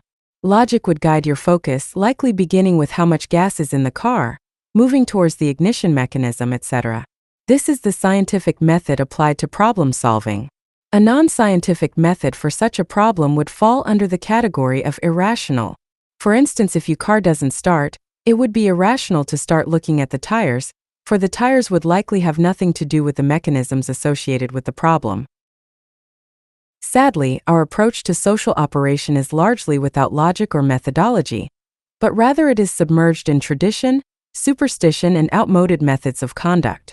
A scientific approach to society, using logic and reason to assess and react to social issues, would have a natural gravitation towards sustainability, for nothing can be isolated or detached in such an approach. In other words, we need to stop looking at the world through the blinders of the systems and ideologies that have been created in the past, and start looking at the world in the most broad, unbiased way we can.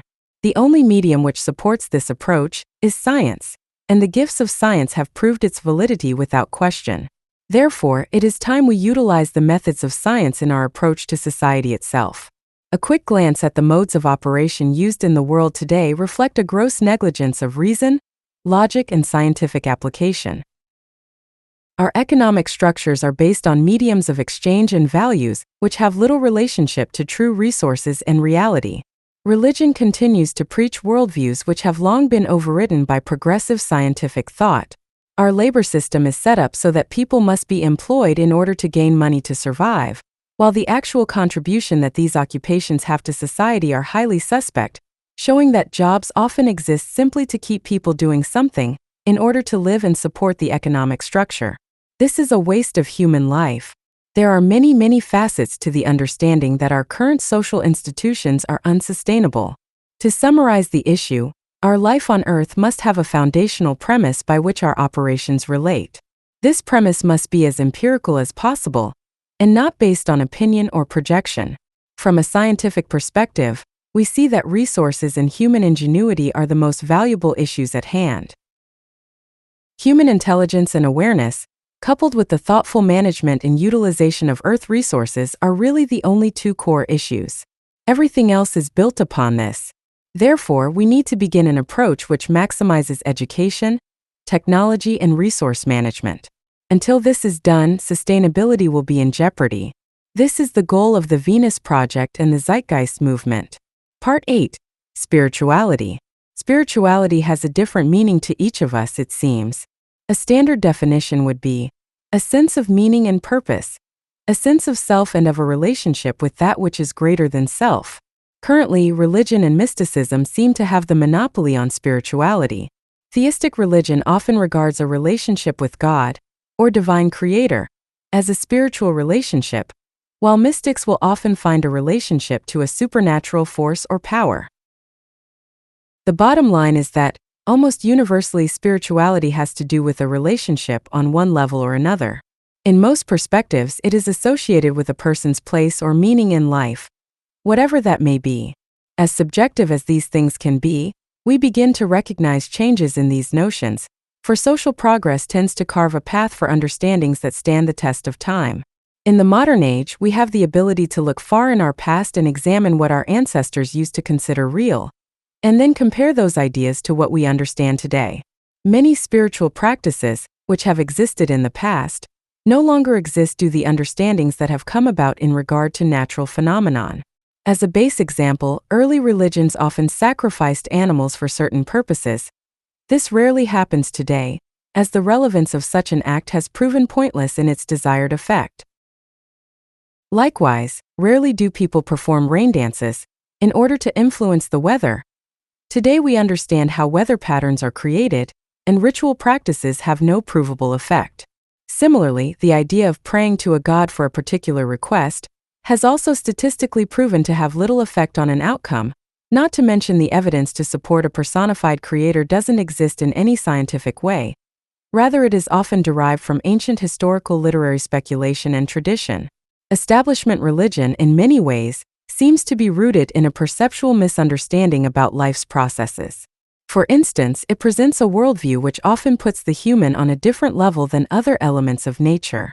This spiritual ego has led to dramatic conflicts for generations, not only between human beings, but inadvertently between us and the environment itself.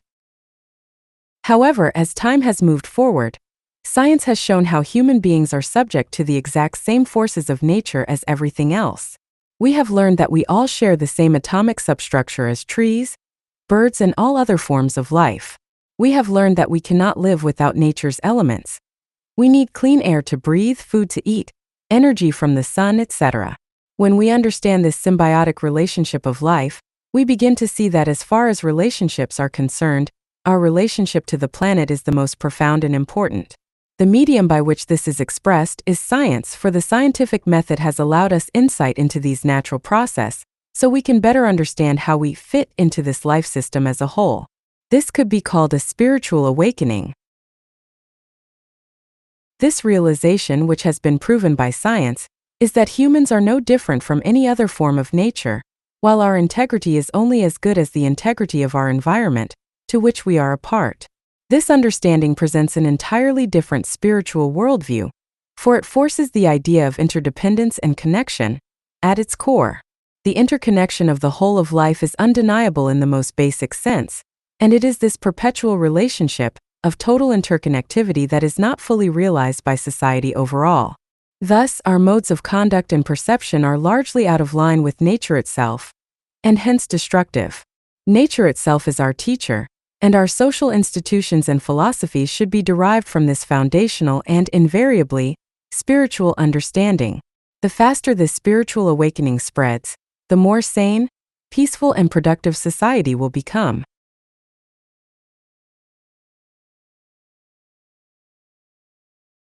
The Venus Project is a 501(c)(3) nonprofit organization dedicated to designing human habitats that simultaneously enhance human well-being, while remaining fit to the carrying capacity of Earth and local ecosystems, accommodating multiple resource scenarios and resilient to any catastrophic event. In service of this purpose, the Venus Project explores new materials, new sources of energy, new construction methods, and a new resource management paradigm for a humane and sustainable culture. The pioneering origins of the Venus Project extend far into history. As one of the earliest responses to the meta-crisis, the history of work spans decades and hitherto represents a 90-year continuity. The Venus Project presents the culmination of decades of inquiry into the connection between global resource mismanagement and problems such as war, poverty, crime, climate change, and ecological destruction. In response to these challenges, the Venus Project harnesses a holistic design methodology, including interdisciplinarity and a systems approach, in combination with evolutionary mechanisms to renew human habitats and restore the natural environment. With a philosophy emphasizing connection and integration and prioritizing balance, we present a set of values and objectives that outline the conditions of success for a sustainable civilization. Above all, we assert that no civilization will prevail in the long term without acknowledging that the enhancement of human well-being depends first on its alignment with nature.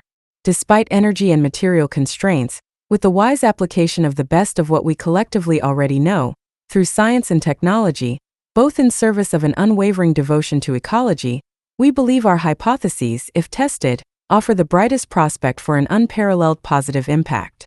The Venus Project. The Future and Beyond. Jacques Fresco's Essays.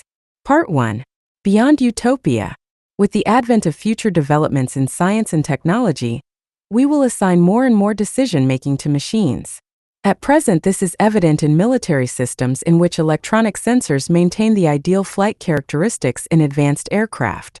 The capacities of computers today exceed 500 trillion bits of information per second. The complexity of today's civilization is far too complex for human systems to manage without the assistance of electronic computers. Computers of today are relatively primitive compared to those that will evolve in the future. Eventually, the management of social systems will require electronic sensors interconnected with all phases of the social sequences, thus eliminating the need for politics. Today, modern industrial plants have built-in automatic inventory systems, which order materials such as bearings and other mechanical replacements well in advance. We believe it is now possible to achieve a society where people would be able to live longer, healthier, and more meaningful productive lives. In such a society, The measure of success would be based upon the fulfillment of one's individual pursuits rather than the acquisition of wealth, property, and power. Although many of the concepts presented here may appear as unattainable goals, all of the ideas are based upon known scientific principles. It is not my purpose to write an article that would be acceptable to people. This is not the concern of science. The social direction being proposed here has no parallel in history with any other previous political ideology or economic strategy. Establishing the parameters of this new civilization will require transcending many of the traditions, values, and methods of the past. The future will evolve its own new paradigms, appropriate to each successive phase of human and technological development. Throughout the history of civilization, few national leaders or politicians have ever proposed a comprehensive plan to improve the lives of all people under their jurisdiction.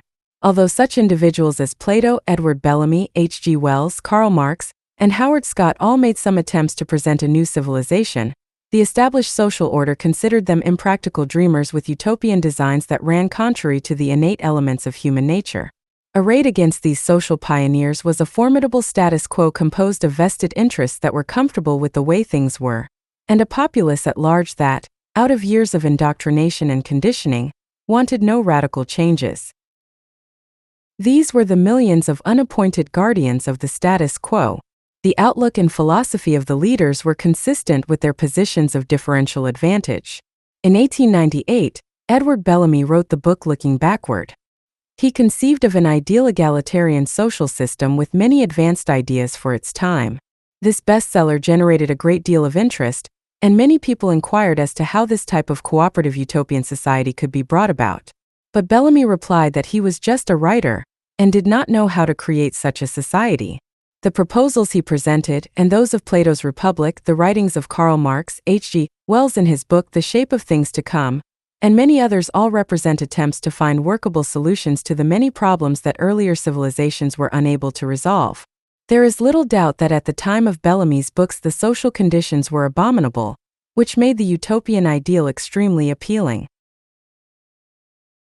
What appears to be lacking in most of these concepts, however, has been an overall plan and the necessary methods for a transitional system to enable the idea to become a reality.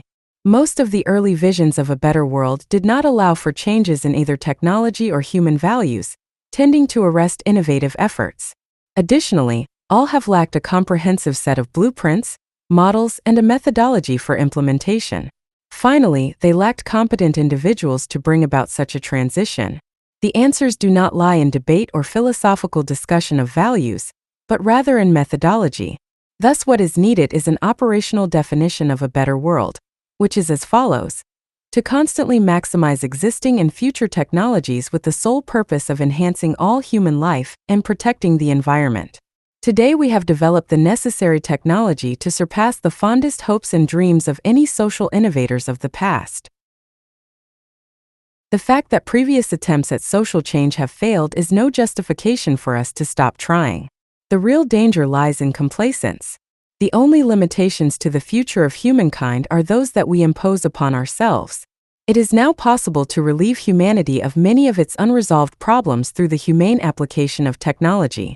Many years ago an attempt was made in the U.S. to understand a social and economic system different from our own. A film called The March of Time had this to say about Soviet communism: "We believe that the American free enterprise system will function better than the collective system. However, we wish you the best of luck on your new and unusual social experiment." The failure of communism to provide for human needs and to enrich the lives of its citizens is not unlike our own failures. Both failure and success are inherent in the ongoing experiment that is social evolution.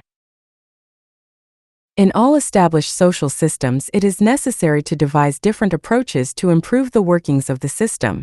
Science is replete with examples of experiments that have failed, as well as those that have been successful. In the development of the airplane, for example, there were thousands of failures before the first workable model was produced. In the field of medicine, Dr. Ehrlich attempted over 600 different approaches to controlling syphilis before one was finally proven successful. All of the technology we use today, such as computers, cellular phones, the internet, aircraft, and automobiles, are in a constant state of improvement and modification. Yet our social system and values remain largely static. An inscription on one of our government buildings reads as follows: "Where there is no vision, the people perish." Attaining visions requires change. The major reason for resisting change is that it tends to threaten the established interests. Actually, the fear of social change is somewhat unfounded when we consider that the entire history of civilization has been, in a sense, an experiment. Even the American free enterprise system, during its earliest stages, faced a multitude of problems much more severe than they are today. These included long work hours, exploitation of child labor, inadequate ventilation in industrial plants, lack of rights for women and minorities, hazardous conditions in mines, and racial prejudice. Despite its many problems, it was the greatest social experiment in history in terms of diversity of lifestyles and individual freedoms, innovations in architecture and technology, and overall progress in general. It is imperative that we continue the process of social experimentation in order to transcend our present limitations and enhance the lives of everyone.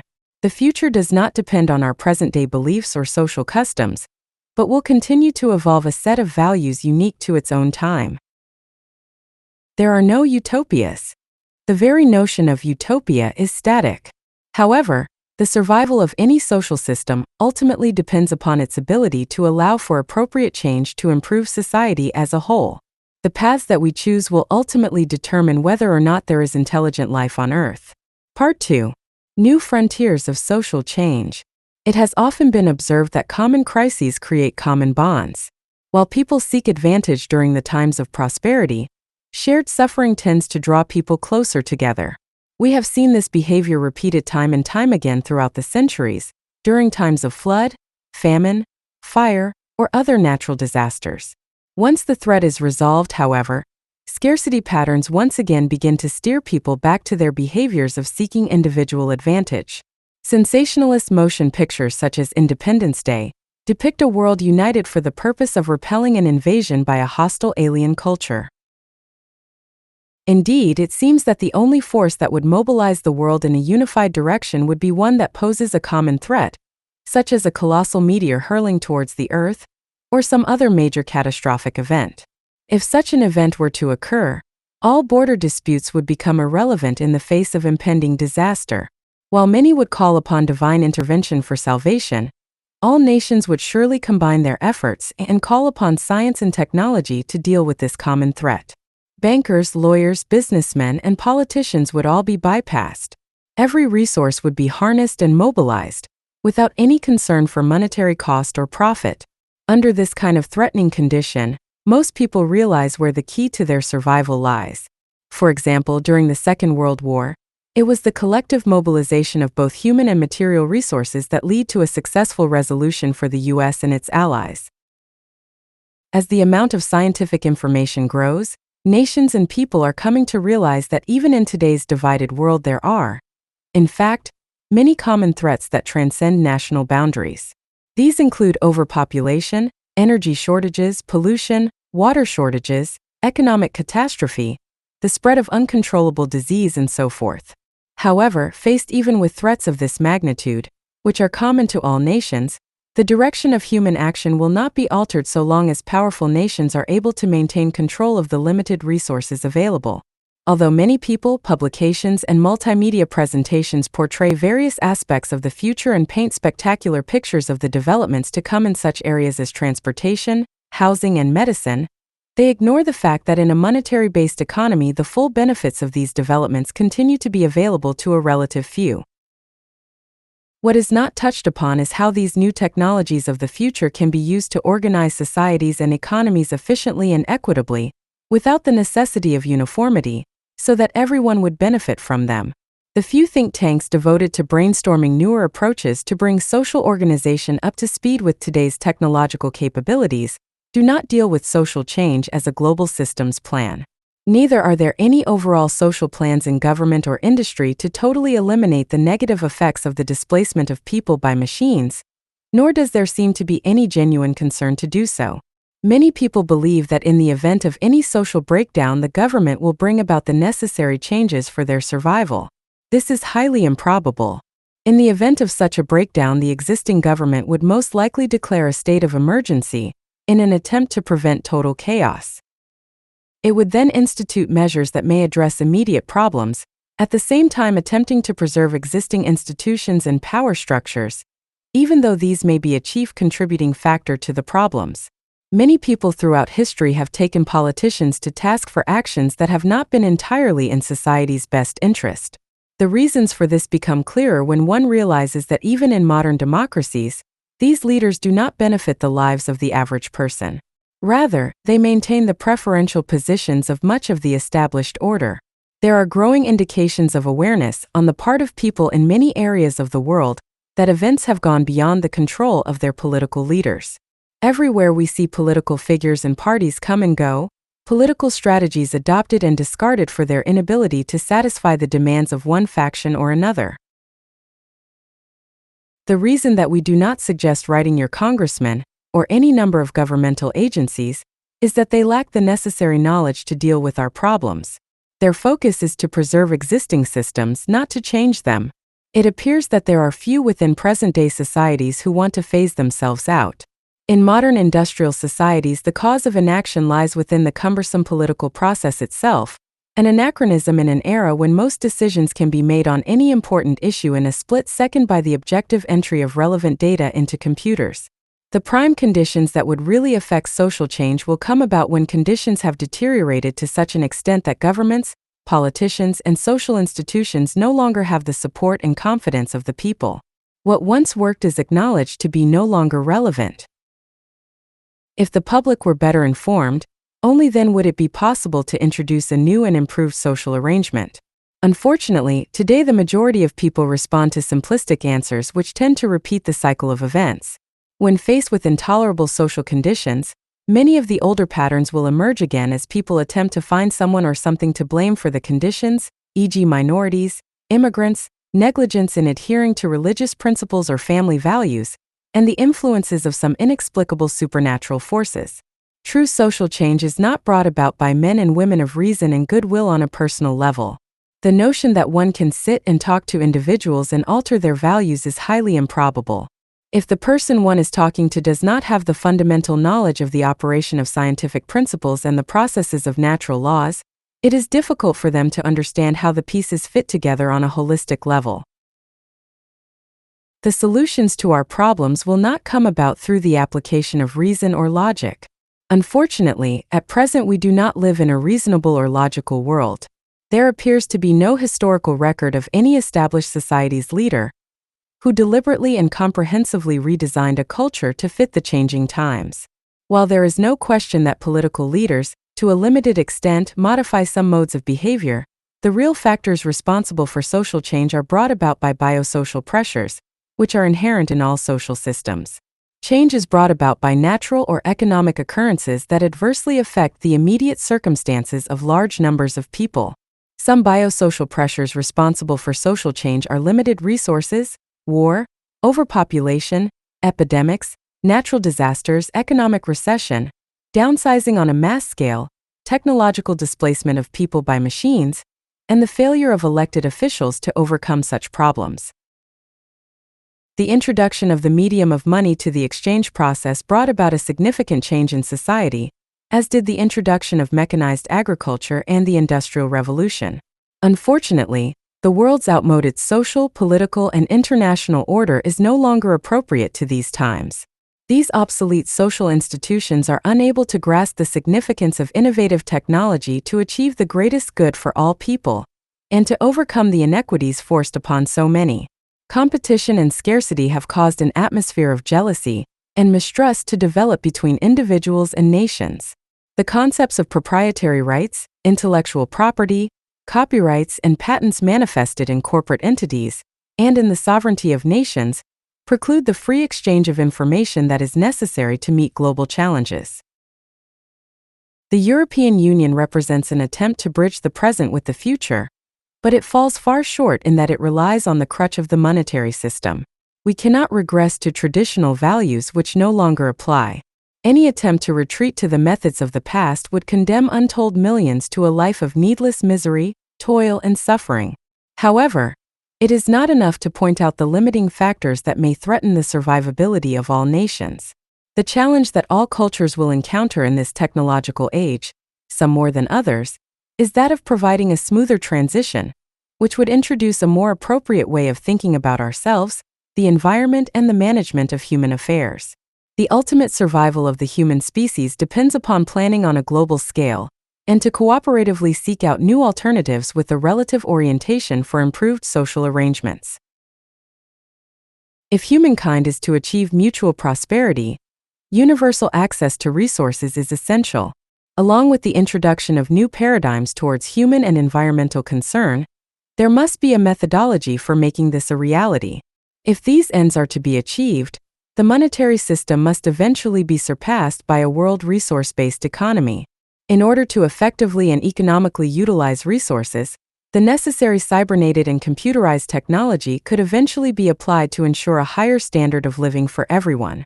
With the intelligent and humane application of science and technology, the nations of the world could guide and shape the future for the preservation of the environment and humankind. What is needed to attain a global society is a practical and internationally acceptable comprehensive blueprint. Also needed is an international planning council capable of translating the blueprint and the advantages that would be gained through world unification. This proposal could be presented in the vernacular, in a way that non-technical people can easily understand. In actuality, no one should make decisions as to how this blueprint will be designed. It must be based on the carrying capacity of our planet, its resources, human needs, and the like. In order to sustain our civilization, we must coordinate advanced technology and available resources in a total, humane, global systems approach. There is no doubt that many of the professions that are familiar to us today will eventually be phased out. With the rate of change now taking place, a vast array of obsolete occupations will disappear more rapidly and more extensively than at any other time in history. In a society that applies a systems approach, these professions will be replaced by interdisciplinary teams. The systems analysts, computer programmers, operation researchers, and those who link the world together in vast communications networks that are assisted by high-speed digital computers. They will eventually lead us to large-scale computer-based methods of social operation. Social operations are far too complex today for any elected politicians to handle. It appears that most politicians do not give serious attention to this and other problems. Only in times of war or national emergencies do we call upon and assemble interdisciplinary teams to help find workable solutions to varying social problems. If we apply the same efforts of scientific mobilization as we do during a war, large-scale beneficial effects can be achieved in a relatively short time. This could readily be accomplished by utilizing many of our universities, training facilities, and staff to best determine possible alternative methods to solving these problems. This could eventually help us to define the possible transitional parameters for the future of a sustainable global civilization. The process of social change must allow for changing conditions that would continuously update the design parameters and allow for the infusion of new technologies into emerging cultures. Design teams utilizing socially integrated computers could automatically be informed of new developments. As this process is continuously updated, it would generate a more appropriate code of conduct. By appropriate conduct, we mean the necessary procedures to accomplish a given task. All the limitations imposed upon us by our present-day monetary system could be surpassed by adopting a global consensus for a worldwide resource-based economy, in which all the planetary resources are viewed and treated as the common heritage of all the Earth's inhabitants. In this manner, the Earth and our technological procedures could provide us with a limitless supply of material goods and services without the creation of debt or taxation whatsoever. Part 3. The obsolete monetary system. Although skillful advertisers lead us to believe otherwise, in today's monetary-based economies, whenever new technology is introduced, the human consequences are of little concern to those introducing the technology, except, of course, as customers. In a monetary-based system, the major concerns of industry are profit, maintaining a competitive edge, and watching the bottom line, rather than the well-being of humanity. The social problems that arise from mass unemployment of people, who are rendered obsolete by the infusion of automation, are considered irrelevant, if they are considered at all. Any need that may be met is secondary to acquiring a profit for the business. If the profit is insufficient, the service will be withdrawn. What industry seeks to do is improve the competitive edge to increase the profit margin for their shareholders. It does not serve the interest of a monetary-based society to engage in the production of goods and services to enhance the lives of people as a goal. With rising public concern regarding the greenhouse effect, acid rain, polluted air and water, etc., some companies are also beginning to realize that for sustained market presence, it is in their best interest to heed social and environmental concerns. While such trends are commendable, they are insufficient as a method of solving the overall problems of waste, environmental degradation, and unnecessary human suffering. The monetary system has been a useful but interim tool. It came into being as a means of placing a value on scarce objects and labor. The monetary system, of course, replaced the barter system, which involved direct trading of objects and labor. However, just as there was no universal bartering standard in the past, there is no global monetary system today. Individuals and groups, now as in the past, however, still need to exchange objects and labor for today's goods and services. The unequal distribution of skills, resources, and materials throughout the world necessitates global trade. Until the last few decades, the monetary system functioned to a degree. The global population of 3 billion was not over-consuming world resources and energy, global warming was not evident, and air and water pollution were only recognized by a relative few. The start of the 21st century, however, finds global population at an exponentially rising 6 billion. With resources and energy supplies dwindling, global warming a reality, and pollution evident worldwide. Planet Earth is in crises, and the majority of world population cannot meet their basic needs because people do not have the means to purchase increasingly expensive resources. Money is now the determinant of people's standard of living, rather than the availability of resources. In a monetary system, purchasing power is not related to our capacity to produce goods and services. For example, in a recession there are CDs in store windows and automobiles in car lots, but many people do not have the purchasing power to buy them. The earth is still the same place. It is just the rules of the game that are obsolete and create strife, deprivation, and unnecessary human suffering. In today's culture of profit, we do not produce goods based on human need. We do not build houses based on population needs. We do not grow food to feed people. Industry's major motivation is profit. The monetary system is now an impediment to survival, rather than a means of facilitating individual existence and growth. This imaginary tool has outlived its usefulness. The limitations on Earth's population now caused by the monetary construct can be phased out. It is not money that people need but the access to goods and services.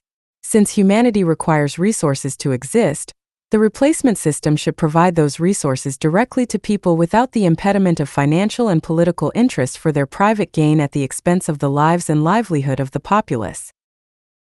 The replacement system is therefore logically a resource-based economy. This global resource-based economy would be gradually phased in while the monetary system is phased out.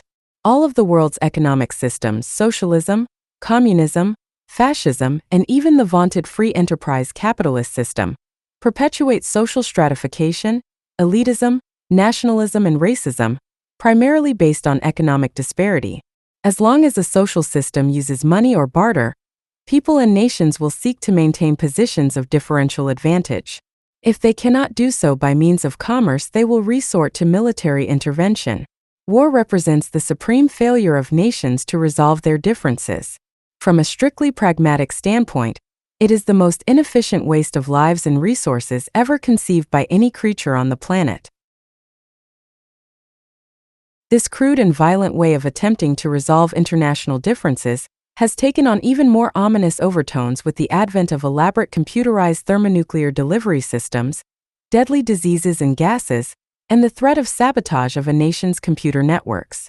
Despite the desire of nations to achieve peace, they usually lack the knowledge of how to arrive at peaceful solutions. War is not the only form of violence in the developed and underdeveloped countries that is superimposed upon the populace by inadequate social arrangements.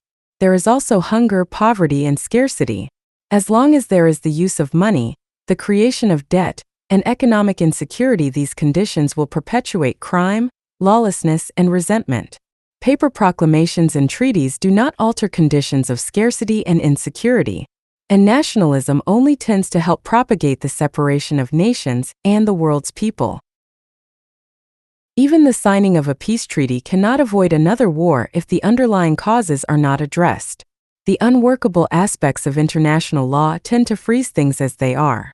All of the nations that have conquered land all over the world by force and violence would still retain their positions of territorial and resource advantage.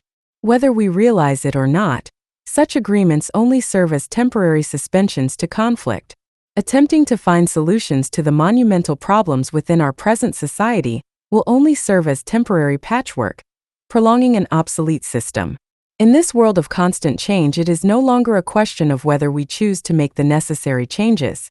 It is now mandatory that we take on this challenge and adopt these new requirements or face the inevitable decay of our present social and economic institution. This is the dilemma we must face head-on, and the solutions we arrive at must fit the circumstances of the real world. There appears to be no other way than to update our outlook and create a newer direction by relegating the old values to past civilizations.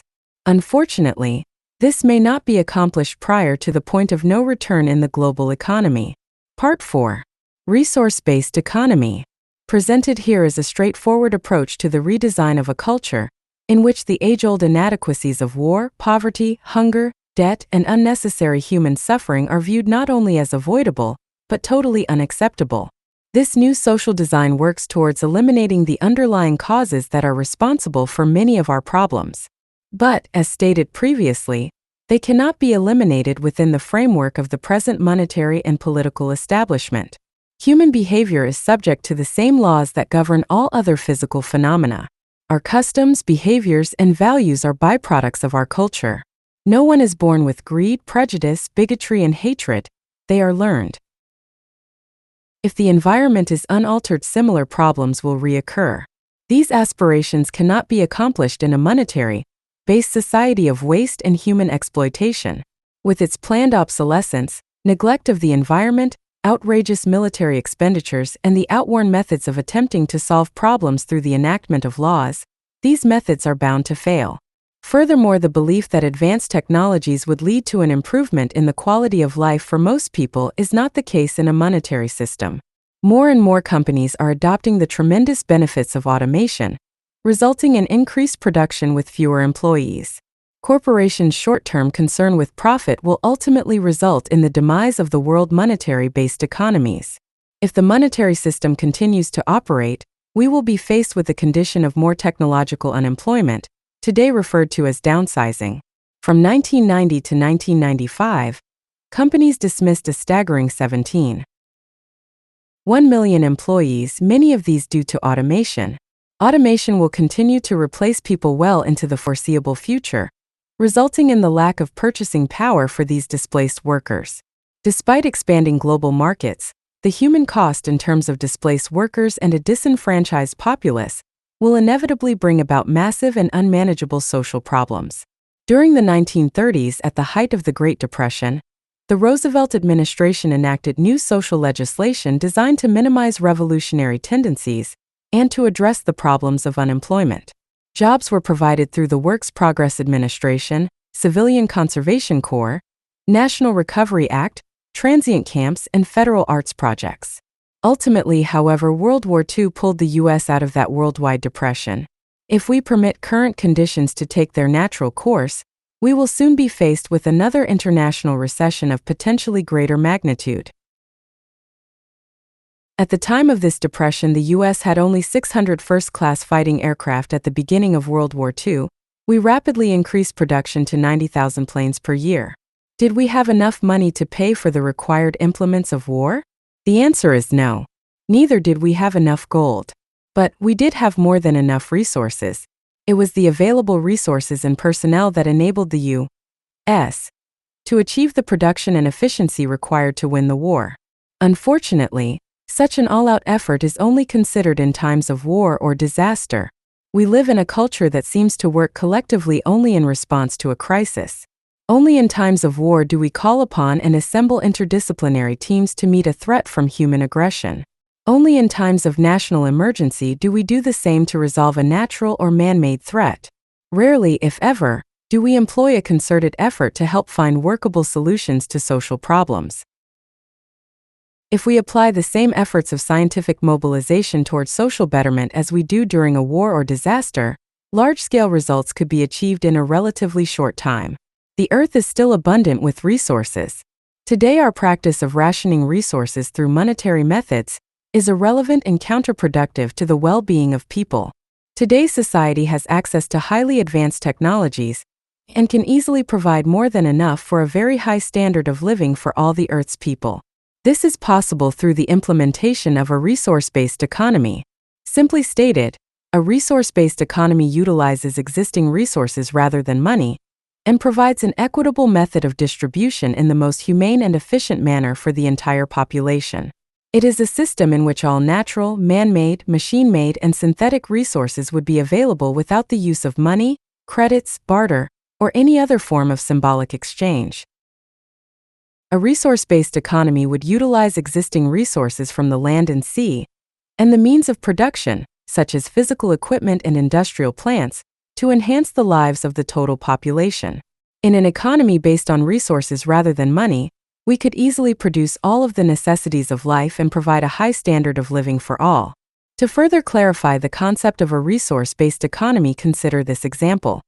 A group of people is stranded on an island with enormous purchasing power, including gold, silver, and diamonds. All this wealth would be irrelevant to their survival if the island had few resources such as food, clean air, and water. Only when population exceeds the productive capacity of the land do problems such as greed, crime, and violence emerge. On the other hand, if people were stranded on an island that was abundant with natural resources producing more than the necessities for survival, then a monetary system would be irrelevant. It is only when resources are scarce that money can be used to control their distribution. One could not, for example, sell the air we breathe, the sand on the beach, or the salt water in the ocean to someone else on the island who has equal access to all these things. In a resource-based economy, all of the world's resources would be held as the common heritage of all of the Earth's people, thus eventually outgrowing the need for the artificial boundaries that separate people. This is the unifying imperative. We must emphasize here that this approach to global governance has nothing whatever in common with the present aims of a corporate elite to form a world government with themselves and large corporations in control, and the vast majority of the world's population subservient to them. Globalization in a resource-based economy empowers each and every person on the planet to be the very best they can be, not to live in abject subjugation to a corporate governing body. All social systems, regardless of political philosophy, religious beliefs, or social customs, ultimately depend upon natural resources, e.g. clean air and water, arable land, and the necessary technology and personnel to maintain a high standard of living. This can be accomplished through the intelligent and humane application of science and technology. The real wealth of any nation lies in its developed and potential resources, and the people who are working toward the elimination of scarcity and the development of a more humane way of life. A resource-based economy would use technology to overcome scarce resources by utilizing renewable sources of energy, computerizing and automating manufacturing, inventory and distribution, designing safe, energy-efficient cities, providing universal health care and relevant education, and most of all, by generating a new incentive system based on human and environmental concern. Unfortunately, today science and technology have been diverted from these ends for reasons of self-interest and monetary gain through the conscious withdrawal of efficiency, or through planned obsolescence. For example, it is an ironic state of affairs when the U.S. Department of Agriculture, whose function is to conduct research into ways of achieving higher crop yields per acre, pays farmers not to produce at full capacity while many people go hungry. Another example is the choice of some companies to illegally dump solid waste into oceans and rivers to save money, when more ecologically sound disposal methods are available. A third example is the failure of some industries to install electrostatic precipitators in their factories' smokestacks to prevent particulate matter from being released into the atmosphere, even though the technology has been available for over 75 years. The monetary system does not always apply known methods that would best serve people and the environment. In a resource-based economy, the human aspect would be of prime concern, and technology would be subordinate to this. This would result in a considerable increase in leisure time. In an economy in which production is accomplished primarily by machines, and products and services are available to all, the concepts of work and earning a living would become irrelevant. But if the human consequences of automation are unresolved as they are today, then it renders all the advances of science and technology of much less significance. The utilization of today's high-speed and large-capacity computer systems, otherwise known as the information superhighway or Internet, could assist us in defining the variables and parameters required for the operation of a resource-based economy that conforms to environmental needs. Overexploitation of resources would be unnecessary and surpassed. Many people believe that there is too much technology in the world today, and that technology is the major cause of our environmental pollution. This is not the case. Rather, it is the abuse and misuse of technology that should be our major concern. In very simple terms, a hammer can be used to construct a building, or to kill another person. It is not the hammer that is the issue, but how it is used. Cybernation, or the application of computers and automation to the social system, could be regarded as an emancipation proclamation for humankind if used humanely and intelligently. Its thorough application could eventually enable people to have the highest conceivable standard of living with practically no labor. It could free people for the first time in human history from a highly structured and outwardly imposed routine of repetitive and mundane activity. It could enable one to return to the Greek concept of leisure, where slaves did most of the work and men had time to cultivate their minds. The essential difference is that in the future, each of us will command more than 1 million slaves, but they will be mechanical and electrical slaves, not fellow human beings. This will end forever the degrading exploitation of any human being by another so that he or she lives an abundant, productive, and less stressful life. Perhaps the greatest aid in enhancing the survival of the human race is the introduction of cybernation, the electronic computer, and artificial intelligence, which may very well save the human race from its own inadequacies. A resource-based economy calls for the redesign of our cities, transportation systems, and industrial plants so that they are energy efficient, clean, and conveniently provide the needs of all people both materially and spiritually. These new cybernated cities would have their electrical sensors' autonomic nervous system extended into all areas of the social complex. Their function would be to coordinate a balance between production and distribution, and to operate a balanced load economy. Decisions would be arrived at on the basis of feedback from the environment. Despite today's mania for national security and subsequent intrusions into everyone's personal affairs, in a worldwide resource-based economy where no one need take from another, it will be considered socially offensive and counterproductive for machines to monitor the activities of individuals. In fact, such intrusion would serve no useful purpose. To further understand the operation of cybernation in the city system, for example, in the agricultural belt, the electronic probes embedded in the soil would automatically keep a constant inventory of the water table, soil conditions, nutrients, etc., and act appropriately without the need for human intervention. This method of industrial electronic feedback could be applied to the entire management of a global economy. All raw materials used to manufacture products can be transported directly to the manufacturing facilities by automated transportation sequences, such as ships, monorails, trains, pipelines, and pneumatic tubes, and the like. All transportation systems are fully utilized in both directions. There would be no empty trucks, trains, or transport units on return trips. There would be no freight trains stored in yards, awaiting a business cycle for their use. An automated inventory system would be connected to both the distribution centers and the manufacturing facilities, thus coordinating production to meet demand and providing a constant evaluation of preferences and consumption statistics. In this way, a balanced load economy can be assured and shortages, overruns, and waste could be eliminated. The method for the distribution of goods and services in a resource-based economy, without the use of money or tokens, could be accomplished through the establishment of distribution centers. These distribution centers would be similar to a public library or an exposition, where the advantages of new products can be explained and demonstrated. For example, if one were to visit Yellowstone National Park, one could check out a still or video camera on site, use the camera, and if they do not want to keep it, return it to another readily accessible distribution center or drop-off point, thus eliminating the individual's need to store and maintain the equipment.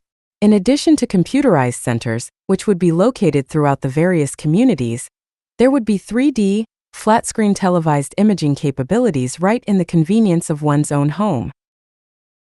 If an item is desired, an order would be placed, and the item could be automatically delivered directly to a person's place of residence.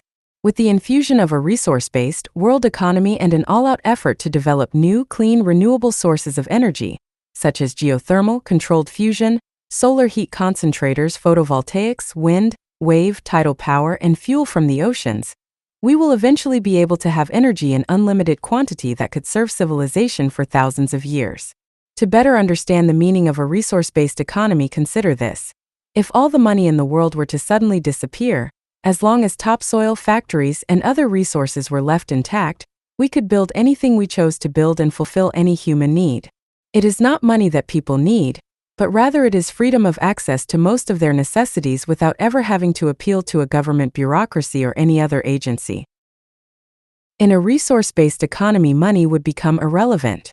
All that would be required are the resources, manufacturing, and distribution of the products. Take the automobile. In order to service conventional automobiles today, we have to remove a great deal of hardware before we can get to the engine. Why are they made so complicated?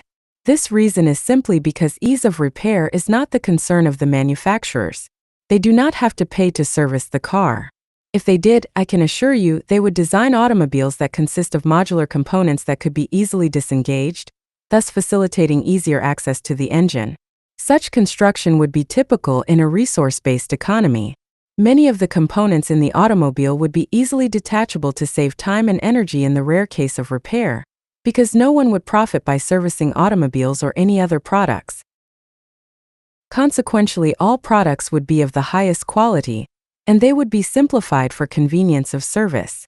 Automotive transport units engineered in this way can easily be designed to be service-free for many years. All the components within the car could be easily replaced when needed with improved technologies. Eventually, with the development of magnetically suspended bearings, lubrication and wear would be relegated to the past. Proximity sensors in the vehicles would prevent collisions, further reducing servicing and repair requirements. This same process would be carried out for all other products. All industrial devices would be designed for recycling. However, the lifespan of products would be significantly increased through intelligent and efficient design, thereby reducing waste. There would be no planned obsolescence, where products are deliberately designed to wear out or break down.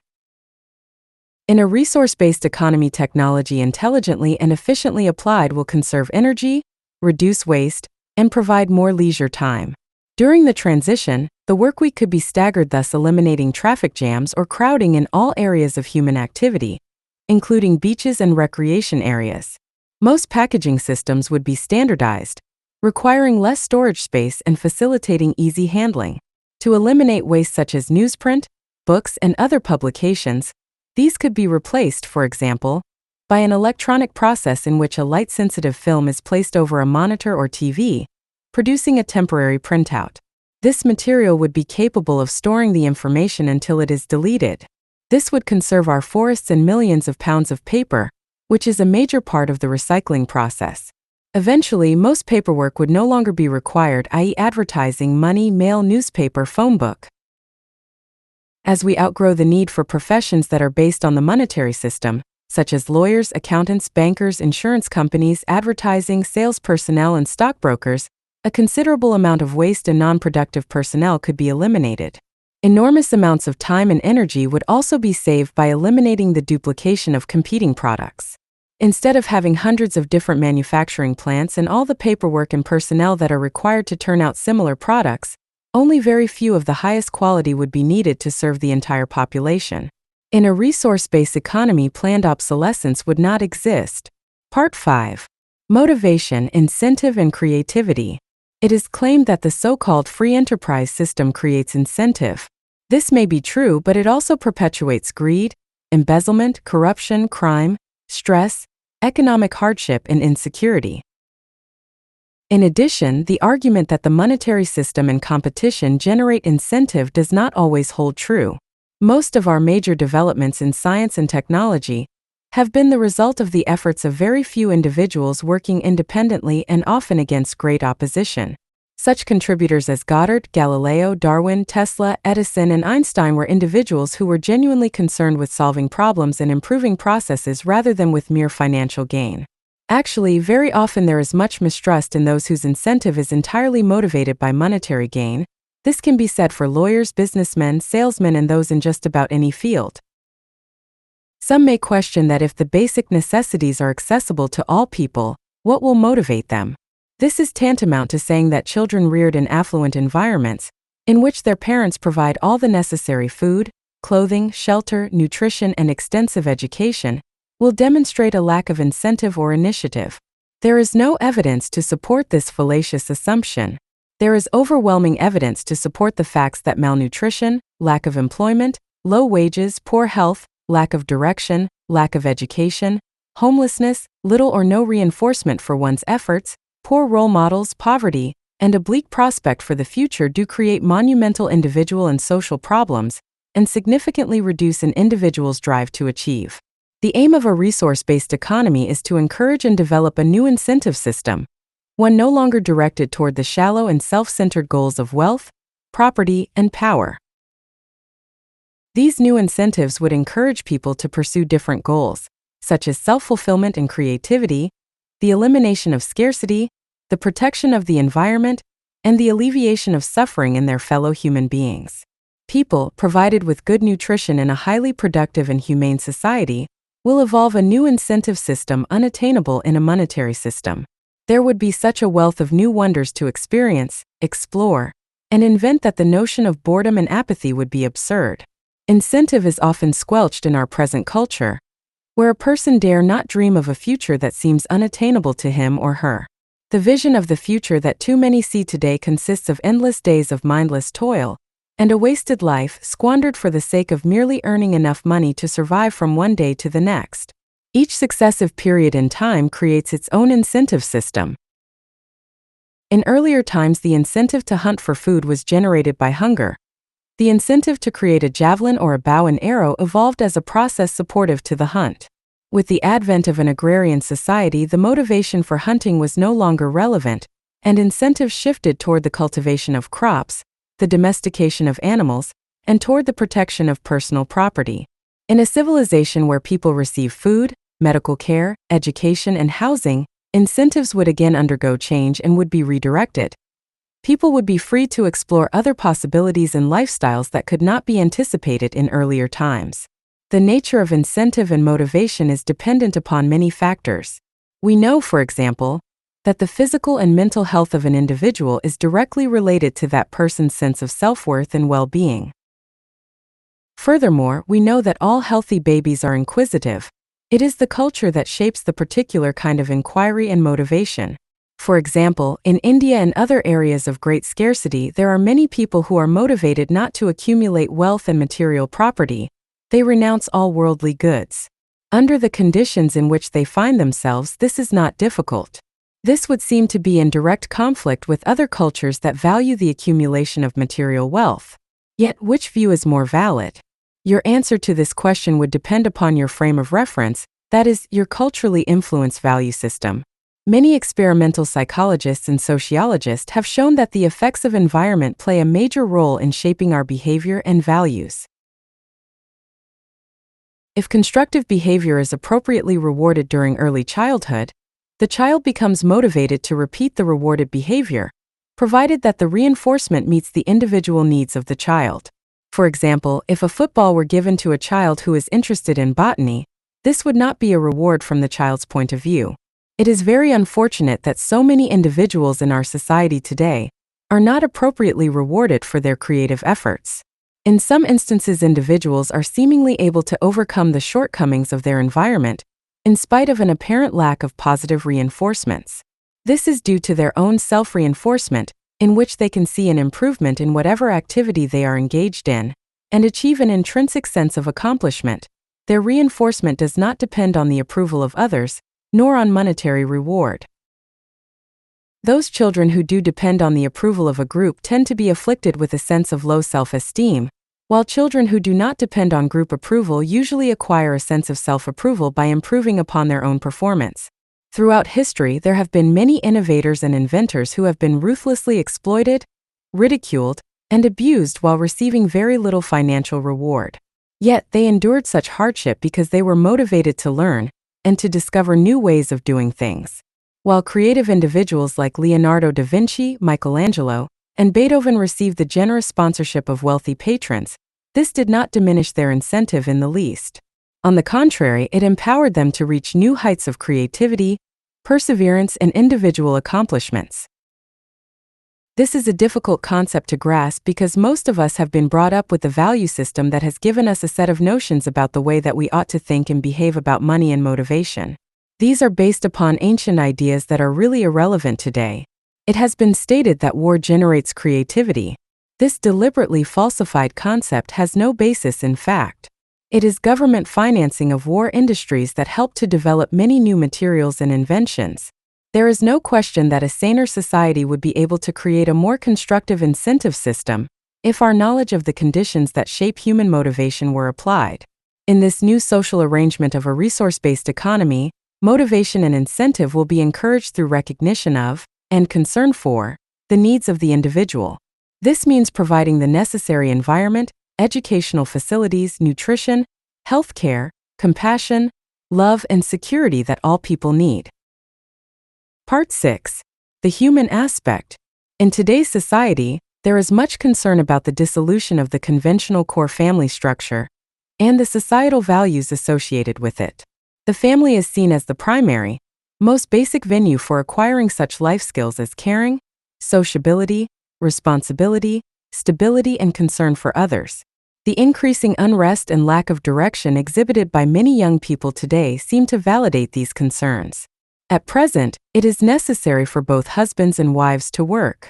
Monetary economics have to a large extent undermined family cohesion. Parents lack adequate time to spend with their children, and they are constantly stressed by ever-rising medical bills, insurance payments, educational expenses, and the high cost of living. It is in this area that one of the most profound benefits of this new civilization could be realized. The proposed shorter workdays would provide more time for family relationships. Free access to goods and services would make the home a much more pleasant place, with the removal of economic stress that causes so much family turmoil. With the enhanced level of sociability that would naturally come from not having to compete for access to goods and services, we would see a tendency toward extension of the family unit into the community. As may already be observed in other cultures, the rearing and development of children would become the responsibility of both the family and the community at large. With the elimination of debt, the fear of losing one's job will no longer be a threat. This assurance, combined with education on how to relate to one another in a much more meaningful way, could considerably reduce conflict and stress both mentally and physically. When education and resources are available to all without a price tag, there would be no limit to the human potential. The fear of uniform behavior in a cybernated resource-based economy of the future is unfounded. The only uniformity one would find would be a concern for the environment and the importance of extending maximum courtesy to all nations and to one another. All would likewise share an intense curiosity for all that is new and challenging. With a better understanding, people could possess a flexibility of outlook unknown in previous times, free of bigotry and prejudice. In addition, the people of this innovative society would have concern for their fellow human beings, and for the protection, maintenance, and stewardship of the Earth's natural environment. Additionally, everyone, regardless of race, color, or creed, would have equal access to all of the amenities that this highly productive culture could supply. In more advanced and humane systems of education, people would acquire this new type of value system. They would also realize the many advantages of cooperation rather than competition. In a society without vested interest, it would be impossible to harness the talents of scientists and technicians to engage in weapons research or any other socially hostile endeavor. We call this approach functional morality. This newer, more humane, and more productive approach would advocate finding non-military solutions to international differences. This calls for a global view, which would be a considerable improvement over narrow national and self-interests. We could use knowledge and information as tools that would be surrendered when evidence of more appropriate methods are introduced. Some people question the morality of seemingly receiving something for nothing. At a recent college lecture, one student was opposed to the idea of getting something for nothing. I then asked him if he were paying his own way through school, or if his parents were paying for him. He admitted that his parents were. I also pointed out that if he really did believe that people should not receive something for nothing, then in the event of the death of his rich relative, he would prefer that their inheritance be left to the heart or cancer fund, rather than being passed on to him. But the student, needless to say, was opposed to this idea. By merely being born in a developed country, we have access to many things that we put no effort whatsoever towards, such as the telephone, the automobile, electricity, running water, etc. These gifts of human ingenuity and invention do not degrade our lives, but rather they enrich and enhance us. What degrades us is our lack of concern for those unfortunate enough to experience poverty, hunger, and homelessness. The social designs that are proposed in this writing merely provide the opportunity for individuals to develop their fullest potential in whatever endeavor they choose without the fear of loss of individuality or submission to uniformity. A resource-based economy by definition includes the participation of all people in its benefits. In a monetary system, there is an inherent reason for corruption, and that is to gain a competitive advantage over someone else. Without vested interests or the use of money, there is no benefit to squelching one's opinion or falsifying information, or taking advantage of anyone. There would be no need for any underlying rigid social barriers that would limit the participation of anyone or restrain the introduction of new ideas. The main objective is the access of information and the availability of goods and services to all people. This would enable people to be prepared to participate in the exciting challenges of this new society. A resource-based economy could create an environment that would encourage the widest range of individuality, creativity, constructive endeavor, and cooperation without any kind of elitism, technical or otherwise. Most significantly, a resource-based economy would generate a far different incentive system, one based on human and environmental concern. This would not be a uniform culture, but one that is designed to be in a constant process of growth and improvement. As we enhance the lives of others, protect our environment, and work toward abundance, all our lives can become richer and more secure. If these values were put into practice, it would enable all of us to achieve a much higher standard of living within a relatively short period of time, one that would be continuously improved. At a time when commercial institutions no longer exist, the necessity for prisons, lawyers, advertisements, banks, and the stock exchange will serve no useful purpose. In the society of the future, in which the monetary system of scarcity has been surpassed by a resource-based economy and most physical and creative needs are met, private ownership as we know it would cease to be a necessity to protect one's access to goods and services. The concept of ownership would be of no advantage whatsoever in a society of abundance.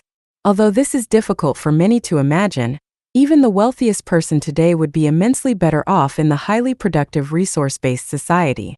Today in developed countries, the middle class live far better than kings and the wealthy of times past. In a resource-based economy, everyone would live richer lives than the powerful and wealthy of today, not only materially but spiritually as well. People would be free to pursue whatever constructive field of endeavor they choose without any of the economic pressures, restraints, debts, and taxation that are inherent in the monetary system of today. By constructive endeavor, we mean anything that enhances the lives of the individual and others while protecting the global environment. When education and resources are available to all without a price tag, there would be no limit to the human potential. With these major alterations, people would be able to eventually live longer, more meaningful, healthier, and productive lives. In such a society, the measure of success would be based on the fulfillment of one's individual pursuits rather than the acquisition of wealth, property, and power. Part 7. The Venus Project. The Venus Project is an organization that is founded on the ideas, designs, and direction presented here. It represents many years of research and dedication on the part of its originator and project director, Jacques Fresco. Its 25-acre research and design center is located in Venus, Florida, where the future is taking shape today. The function of the Venus Project is to design, develop, and prepare plans for the construction of an experimental city based on the principles outlined above. Here we have constructed 9 experimental buildings, are developing alternative energy systems, city designs, transportation, manufacturing systems, and more. In support of this research, we are creating blueprints, renderings, and models, holding seminars, producing books, videos, and other written material to introduce people to the aims of the Venus Project. The Venus Project is in the process of introducing a set of values and procedures that may enable us to achieve social transformation. The Venus Project will provide the designs and blueprints for a prototype community to test the validity of its social proposals and to establish a permanent planning center that could be used for future short-term and long-term project planning. It also proposes a relevant orientation for people to be able to adapt intellectually and emotionally to our new technological age. Anything short of overall social design would be inappropriate and far less effective. Our proposals will be submitted to the general public and all educational institutions, and we invite their participation. If enough people find the proposals acceptable and choose to join with us in this new advocacy, this could help to form the nucleus of an organization to further the aims of the Venus Project. The circular configurations of the new cities as proposed by the Venus Project are not merely stylized architectural conceptualizations, but are the results of years of research to provide an environment that would best serve the needs of the occupants in an efficient and economical manner. Without sufficient knowledge of the symbiotic interrelationship between humanity and the environment, it would be extremely difficult to develop workable solutions to our many problems. In the planning of this new city, the Venus Project has taken this and many other factors into careful consideration and study. This new experimental city would be devoted to working towards the aims and goals of the Venus Project, which are 1. Conserving all the world's resources as the common heritage of all of the Earth's people. 2. Transcending all of the artificial boundaries that separate people. 3. Evolving from a monetary-based economy to a resource-based world economy. 4. Reclaiming and restoring the natural environment to the best of our ability. 5. Redesigning our cities, transportation systems, and agricultural and industrial plants so that they are energy efficient, clean, and conveniently serve the needs of all people. 6. Evolving towards a cybernated society that can gradually outgrow the need for all political local, national, and supranational governments as a means of social management. 7. Sharing and applying all of the new technologies for the benefit of all nations. 8. Using clean, renewable energy sources such as wind, solar, geothermal, and tidal power, etc. 9. Ultimately utilizing the highest quality products for the benefit of all the world's people. 10. Requiring environmental impact studies prior to construction of any megaprojects. 11. Encouraging the widest range of creativity and incentive toward constructive endeavor. 12. Assisting in stabilizing the world's population through education and voluntary birth control, to conform to the carrying capacity of the earth. 13. Outgrowing nationalism, bigotry, and prejudice through education. 14. Eliminating any type of elitism, technical or otherwise. 15. Arriving at methodologies by careful research rather than random opinions. 16. Enhancing communication in the new schools so that our language and education is relevant to the physical conditions of the world around us. 17. Providing not only the necessities of life but also offering challenges that stimulate the mind, emphasizing individuality rather than uniformity. 18. Finally, preparing people intellectually and emotionally for the possible changes that lie ahead. Like all other innovative social proposals, it starts out with a few devoted people that dedicate their time to informing others of the humane benefits of this new direction. People are invited to participate in whatever capacity they can to help carry out the initial design phases of this new experimental city. An interdisciplinary team of systems engineers, computer programmers, architects, city planners, sociologists, psychologists, educators, and the like would also be needed. The design of the Venus Project does not regard environmental conditions as fixed or static. We must allow for adaptation and change within the system as a continuous process. This would avoid the tendency to perpetuate temporary arrangements beyond their period of usefulness.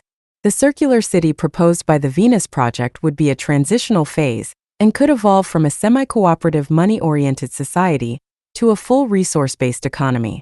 This could be the prototype for a series of new cities to be constructed in various places throughout the world.